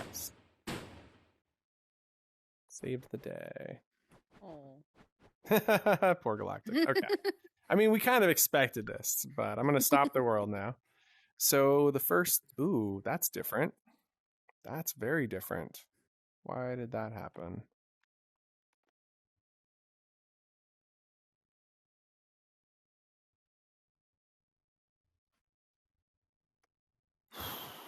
What in the world is happening here?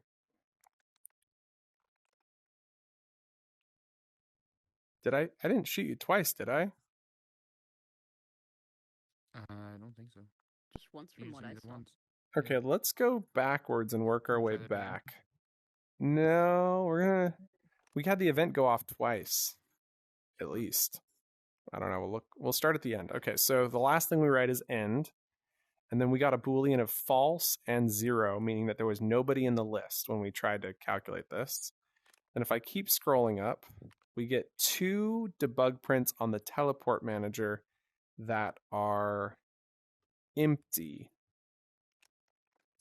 That's because both of these were empty right here. And then we got the TP internal funct notification right there. Then the next message is also on the teleport manager, and it is the number 2.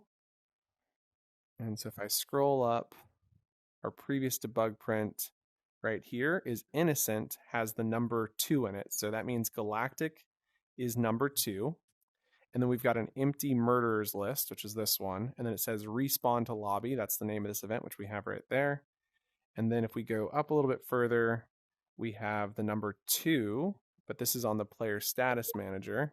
And on the player status manager, we'll remember that we're debug printing the same 3 things.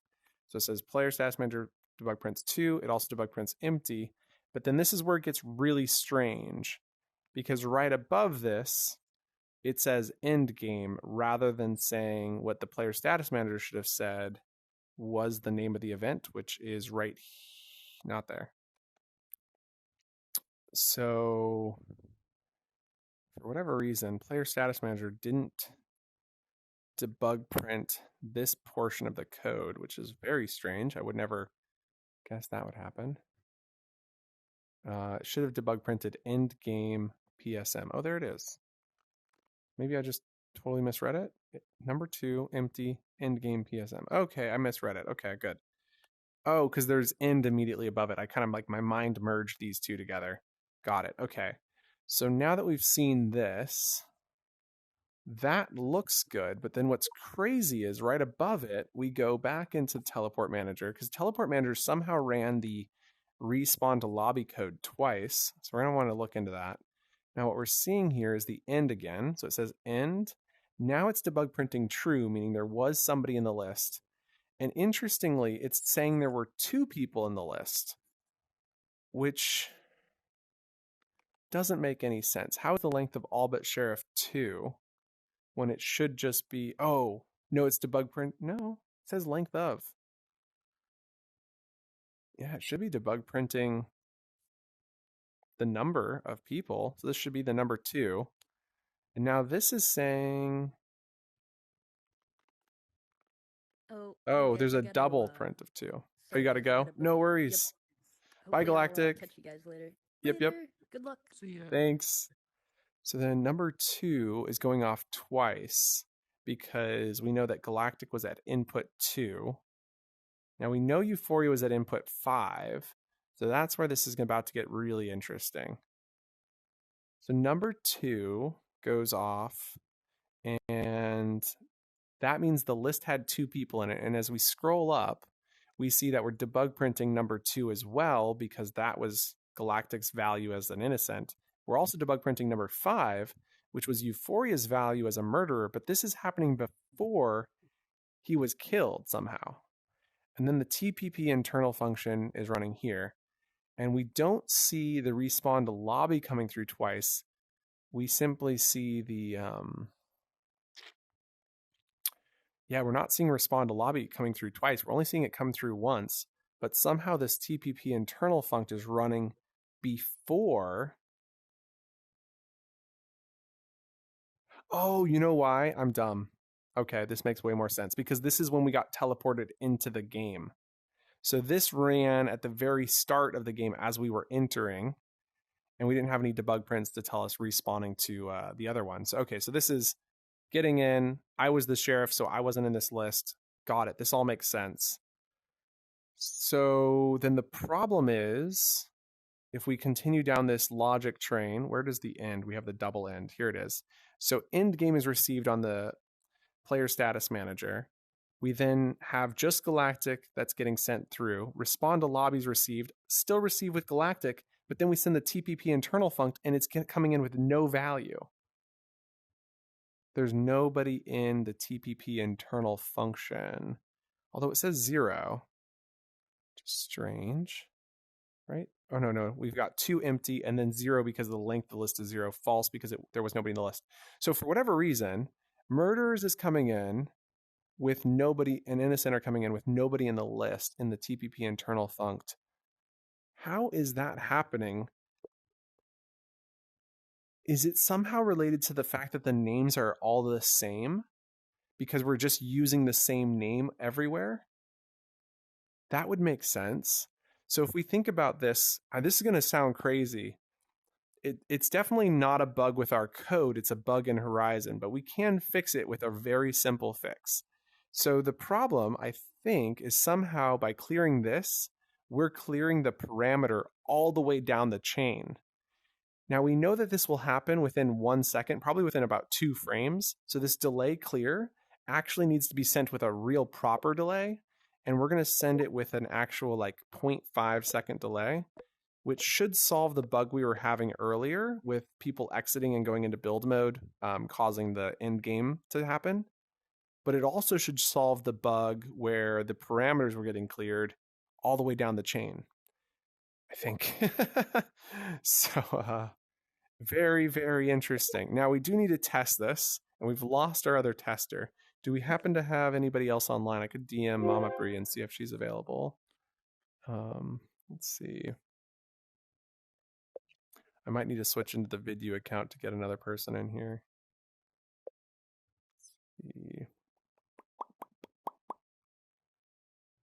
Is there a way I can test this? If we make the innocent twice, can we do that? So the innocent, oh, let's go clear all these debug prints because we don't need them anymore. Sensei online. Oh, is he? Can you send him a party invite and ask if he's available to jump in? Yep. I'm going to delete all the debug prints since we've now got this do pretty you have well to sorted. add him to the world? Or no, he's already on. Perfect. Yeah, he's already on. We're good. So player status manager, debug prints are cleared. Teleport manager debug prints just need to be cleared. Delete, delete, delete, and delete, and delete, and delete. And then there's a couple more right up here. Delete, delete. Okay, so the idea was that the thing that prevents us from getting started is we need people to be added twice. So to test with only 2 players, we go into the we're going to create a Boolean for this so that we can use this in the future. I suspect we'll get a sensei in here in a minute, which would be fantastic, but he might be busy. We're going to call this debug. Debug. Press confirm. And so what debug is going to do is when the player start event, where is that? Oh, this isn't supposed to be in status manager, my bad. Wrong script. It's in the player lobby manager. Okay, go and add a Boolean called debug. We could even send the debug value from the game loop manager out to here. So when we set up last call time, we can add a Boolean for is debug mode. Press confirm, and then we can set the debug mode to be is debug mode. And then what we need to do is go into our game loop manager and make sure on world start we're sending debug mode as a parameter right there. There we go. And so what this is going to do is set it to be true. Now we don't want to really do anything with debug mode here unless we don't have enough players. And so when we come down to game started, we have this start failed event. So we're going to add an else if. So it says, is there enough players? Oh, there's not enough players. Well, are you in debug mode? Oh, you're in debug mode. Well, how many players do you need? And so what we're going to do then is make sure that we while loop up to get us enough players into the players in trigger. And so we know that players in trigger needs to be greater than, it needs to be equal to 3, excuse me. So we say while the list length is less than the number input 3, which we actually have in here, don't we, as a variable? It's minimum players. There it is right there. So while the length is less than the minimum number of players, we're then going to add a value to the list. So we'll just go quickly add to list. And the value we're going to add to the players in trigger list is the item at index 0. So we're going to go get whoever goes in first will get added multiple times. And if we remember that, we will then be able to, and we'll make sure to add a comment to save that information to our brain for later. So first person in trigger is duped when not enough players. Okay, so when we do that, we'll know how the game is supposed to work. So first person in trigger is duped when there's not enough players. So we then add them. And because we've now added enough players to get to our minimum account, we can then do all of the code from here, which is set game started, send last call, and send select players to self. And that should allow us to run all of our code using debug mode. So we should be good. Bug, stop, clear, and play. That's a trigger bug. There we go. Okay, head on in. So now when I go in, come in second, I'm going to be on that list twice. And that means if I'm the sheriff... I'm the murderer. You're the murderer, so then either you or I is the sheriff, but what we do know is that I can kill you. Mm-hmm. And the question was, who is the... If I'm the sheriff, then I'm going to get respawn no matter what. So we need a debug print to say who the sheriff is, or a pop-up. Sheriff Lake saves the day. Because I was the sheriff, I was going to get respawn no matter what. So we need to make sure that you are both the sheriff and the murderer, or one or the other. So what we need to do is add a pop-up that says who the sheriff is. So we're going to go to our game loop manager, where we do the pop-up for the murderer. And it says, you are it. And we receive the list of murderers. And now we're going to also receive a player ID for the sheriff. Sheriff. And then what we can do is show a 3-second pop-up. And we'll show this last. So if I don't have the murder pop-up and you have the sheriff pop-up, then we know you're both the murderer and the sheriff, which is what we're looking for. Okay, so show pop-up, get item 0. No, we're going to show pop-up for the sheriff with a length of 3 seconds.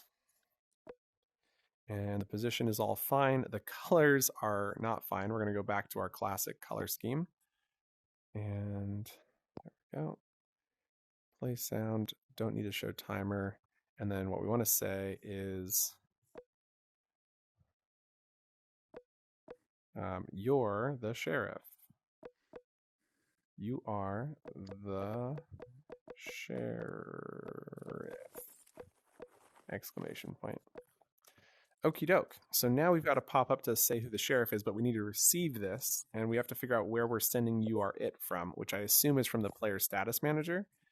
So player status manager is receiving, where is it saying you are it? Send you are it to the game loop manager with murderers and sheriff. Okay, now the pop-ups are all good. Clear and play. Now let's stop and clear one more time just to be on the safe side. So it's a very specific thing that we need to happen here, and we're kind of at the mercy of random chance. But we really need one of us to have a pop-up and the other not to. And then the person who doesn't have the pop-up needs to do the killing. Okay. Okay, I got the murderer. I got sheriff. So, try killing me. Yeah. Nice. And you didn't get respawned? I did not. Darn. Well, that sucks. But so we definitely didn't solve the bug. Game over. They killed us. Was I innocent and Yeah, murder? you were innocent and murder. So there's still okay. Oh, the game wasn't over. Oh, the game wasn't over. Oh Because my there's an innocent gosh. left, technically, right? Let's go. Okay, let's stop and play again. Got it. I didn't think it through. Let's try it again.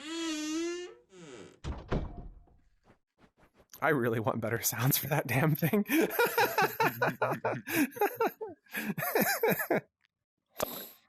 Oh man. This has been a lot of debugging, but we're so close.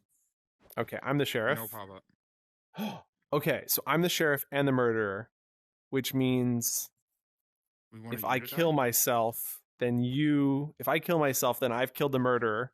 The sheriff would automatically get respawned, innocent. And hopefully you get respawned. No? I did not. But it only removed me one time. If I go into build mode, it will remove me the second time. Okay. Yep. Game over. Sheriff dies in tragic accident. Euphoria survives to tell the tale. Let's go! Tragic accident. The sheriff was the murderer. I kind of love that could be a potential outcome. I almost want to go and make that a thing. Very rare chance the sheriff is also the murderer. I've locked us all in here. Don't worry. We're safe. Slowly takes everybody out. Okay. So it worked. As far as I'm concerned, that's bug fixed. Without anyone else here, it's really hard to test anything else, but I think we've solved all the bugs.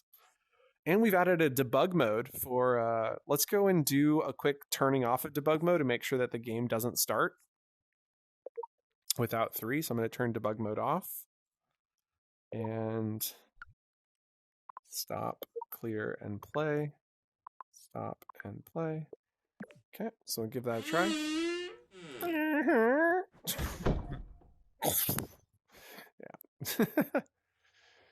Okay, so now we got the super long wait, but that's okay. So let's think about later tonight. What do we got to do to get this thing finished? We really just need to fix the knife. The knife's got quite a bit of bugs.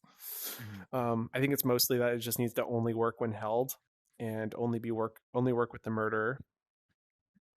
And we need to, I don't know, just play a few games. Right. I'm trying to think what else. The gun kind of works perfect because anyone can use the gun except for the murderer. We should make it so the murderer can't pick up the gun. But then that's a test to figure out if you're the murderer. So I guess the murderer should be able to pick up the gun. It's just like, Right. don't give innocent people the gun. They might be the murderer. Is it the gun? Are you gonna make it so that you find the gun, or maybe the detective just gets it on them, and if the detective's dead, then they can pick up the gun off them? Maybe. Oh, yeah, that's an interesting idea. Start failed, not enough players. Okay, good. That's exactly what I wanted. I guess we could quickly add the thing where it doesn't start the countdown unless there's people here in the Yeah, I trigger. think that'd be good. Links removed. Links add. Oh, let me write it down. We'll do it later. My brain is at the end of its wits right now. So we'll come back later today and start part 5. Sorry that part 4 was so long, y'all. Glad you made it. If you're here, I feel like there's maybe one of you. And thank you for watching, seriously. Okay, so what we're going to write down was trigger, enter, starts, countdown. We wanted to make it so the knife only works when held. K-N-I-F-E. And then we also need the gun attached to Sheriff Waste. And then I like your idea. We'll have to keep playing with that idea. Sheriff Waste. What other little things? But I think the loop might be almost done, other than maybe just the trigger enter to start it. Which is exciting, really. As we've spent nearly a week on just the game loop. Sweet. Well, thank you guys so much for joining us. Thank you, Euphoria, for coming out today. And Galactic was here earlier with us. We will see you later tonight, which will probably be tomorrow or a couple days from now whenever the video comes out. But till then, bye!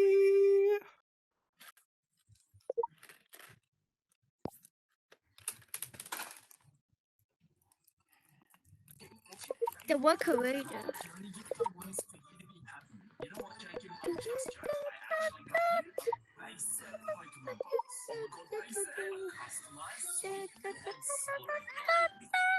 Please don't be water. Fine. Please be water.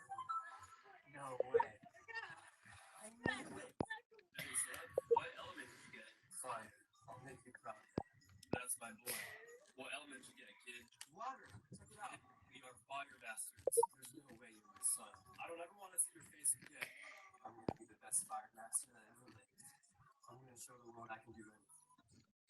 I'll show you what's going on. You're total water master? Yeah, I'm the best fire master that ever lived. Because you can't teach me how to master fire. Teach me how to master fire. Challenge accepted. Please don't be water. Fire. Hey everybody, welcome back. I did a recording and I know I said we were done for today, but this one's pretty simple. I just said when object is grabbed by player, set the boolean is held, which is a variable I created over here, to true, and then when object is released, set is held to false. And then when colliding with player, we moved everything into this if statement. And so there was another thing I wanted to do, which is to move back to this origin position. And this is because we found a bug, which is that when you die and you're holding the knife, it causes the game to, kill other people, which causes breaks. And so my thought process was, we make sure that when colliding with players received, if we are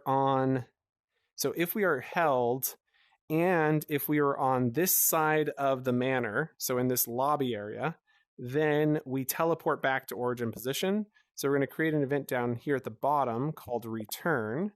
So we'll create new event, and we'll do the same thing in the gun here in just a second. So when return is received, we're going to move to and rotate to the original positions and original rotation.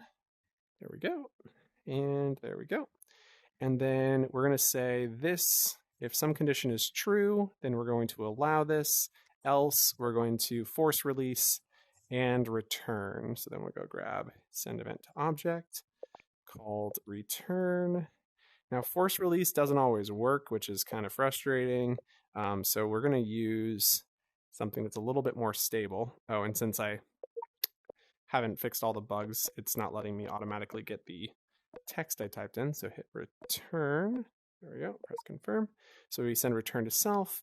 And then the safer, we'll just duplicate this in here for now, just so there's no bugs. And so the safer way to do send return to force release rather than force releasing is to set interaction, and set interaction to be, nope, that's not going to work because we don't want it to have physics, at least not at this point. So there's another one called set simulation. That sets it to not simulated, which makes it non-movable, right? Set simulation to false. Makes it so you can't move it. Makes it so you can stand on it. There's one of these. So I think set simulation is the one that we want to use.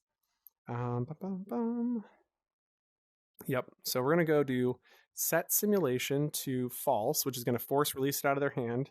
And then when return is received, we're going to set simulation back to true and then move it. And hopefully this doesn't need to have like a 1 frame delay for that to work. We'll test it obviously here in a second. And so then the question isn't if it is held, the question is if it is on that side of the manor.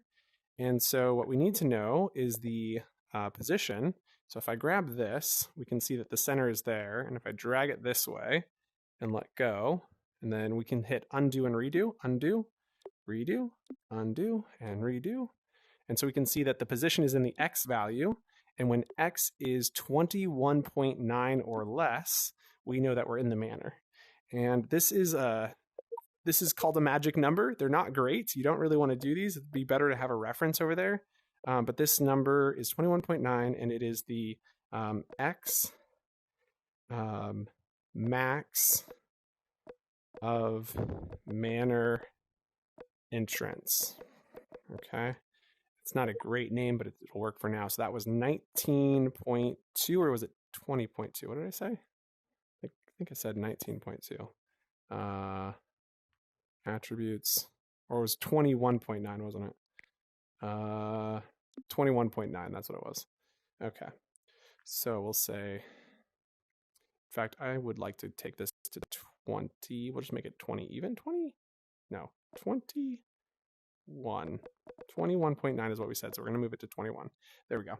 And so then what we're going to say is if the position, the X position of the point where the hit occurred is less than this, we know that they are allowed to be stabbed and killed. But if it's on this side in the lobby, they're not.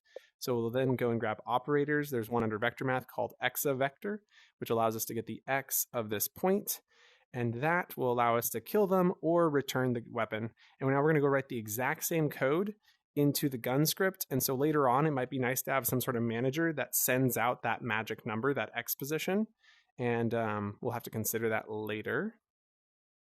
I'll write a comment, though, to remind me. So we'll say, consider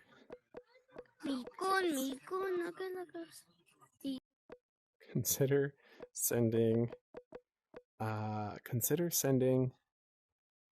magic X value via manager script to all knives and gun, since there will be multiple knives and one gun.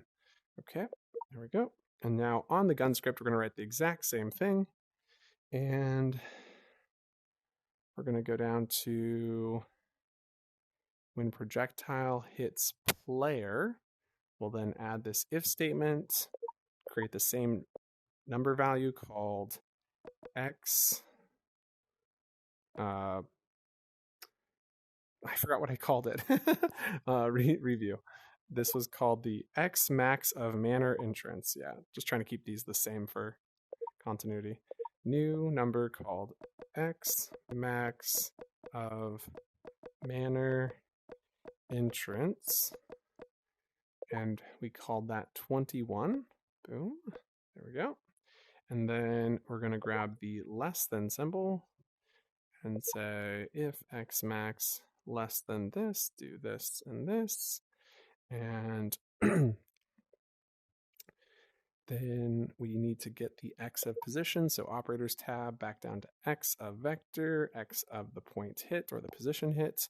And then the else statement is going to cause the return event to go off. So then we'll send event to self called return, which should now be in our drop down. And there it is. And then we'll scroll down here and create an event called return. And then we'll add that force release when return is received.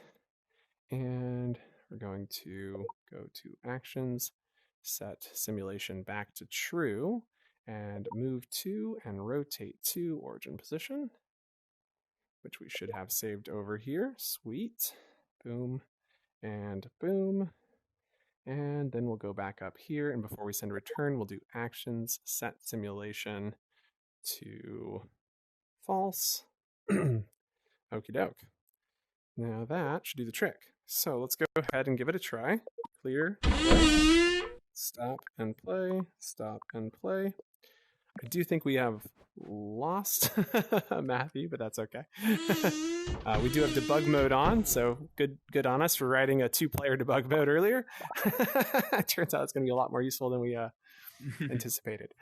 2, 1, and so the trick here is that we want to bring the gun and the knife out. So go ahead and knife me. I'm not the... Sheriff dies in tragic accident. Euphoria tells the tale. Okay, so up here, you've lost the knife already? The knife? Yeah. I think I did you let go of it as, like, I think it's still in there. Oh, you let go of it as? Like, right Oh, but it looks like it returned. So I think as you let go, it was teleported, killed me as we were in transit, which caused the return event to happen. And then over here, if I shoot you with this, it won't do anything. It's just going to teleport out of my hand and back. Sweet. Okay. Now if we come back up in here, 2, 1, and next game. Oh, I'm not added to the list. I didn't get one either. I'll try. Okay, so it's still breaking, even though that shouldn't. Maybe missed the first join in, maybe? Okay, there it goes. Oh, there we go. Prepare to join next game in 12. Yeah, I think we might have missed the first one. You're right. It didn't behave exactly as I expected, though, so that's something we'll have to look into. Okay, we're in. I'm the murderer. Head to the addict. So that means you're the sheriff and the innocent. Yeah. Okay, so knife, we're okay with. Go ahead and kill me, yeah. Nice. And then we're out here in the lobby. I lost my left hand, so I can't actually move anymore. It didn't bring me out. Oh, because you have to kill yourself because you're both the, you're 2 people. Wait, I'm the murderer. I should have died. Why didn't I die? Yeah, because I'm innocent. Yeah. Let's run to the knife. Time is up. That's weird. Okay, we got some bugs. Let's go ahead and stop the world. And I'm going to end the video recording here. We'll report back later. JK! So I think what's happening is the knife is hitting twice. So we're just going to create a can stab boolean. And so this is only going to allow it to stab once every so often. So can stab. And then we also want to know, that'll start as true. We also want to know who the previous person hit was. So we'd call this previous hit. And press confirm. And then what we're going to do is when colliding with player, we are going to, if we can hit, we're going to set the can stab to Boolean false. And then we want to do if statement for this. So we say if can hit, or excuse me, can stab. And then we do all of this. That sets it to false, so it only goes off 1 time. And I suppose we can say if can stab is true. Let's actually hit undo. Try this again. We can actually do an or statement here, so it has to be held and can stab. So the reason being this prevents all of this math from going off multiple times per second. So if we just move the and to here, can stab to the right, and then we grab the is held Boolean from over here. Now if is held and can stab, and then when this happens, we set can stab to false, and then we'll reset it by sending an event to self called, let's see if we have anything good in here.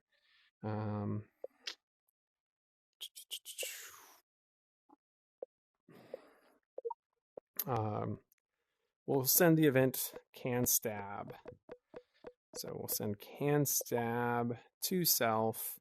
Oh, and we want to send that with a delay. So we'll send event with delay, and can stab will go off after 1 second, or we'll do 0.5 seconds maybe. Yeah, we'll do 0.5 seconds. And then we're going to have another event that's going to go off. This one's going to be called reset player. Reset player. And what this is going to do is it's going to reset the player for previous hit. I don't know if I really want to use this, but the thought was that if you held the sword or the knife in somebody for half a second, you wouldn't want to kill him twice. But now we're not going to do that one unless we need to. So we'll just delete that for now. Okay, so send can stab to self after half second. So we'll go down here and say when event can stab is received, we're then going to set that Boolean can stab back to true so you can stab again. And that should prevent multiple stabs from happening. And hopefully all that works. I'll talk to you in a bit. Bye. Okay. I'm pretty confident the bug that we're experiencing is with the player manager's debug not working great because it's kind of a hack together. So I'm deleting the debug mode being sent to the player lobby manager. And we're just going to delete everything related to the debug mode on the player lobby manager. So delete that, delete that, and then scroll down here and remove this while loop. I think this entire section can go. Yeah. I'm pretty confident that's what's causing the bugs. I could be wrong, and maybe we'll be undoing that. But we don't have 3 people to test, and so we're just going to have to end here tonight and not do any more testing since we can't actually test it with 3 people. So yeah, there we go. A little late at night, that's what happens. So we'll come back in the morning fresh and take a look. And till then, bye for now.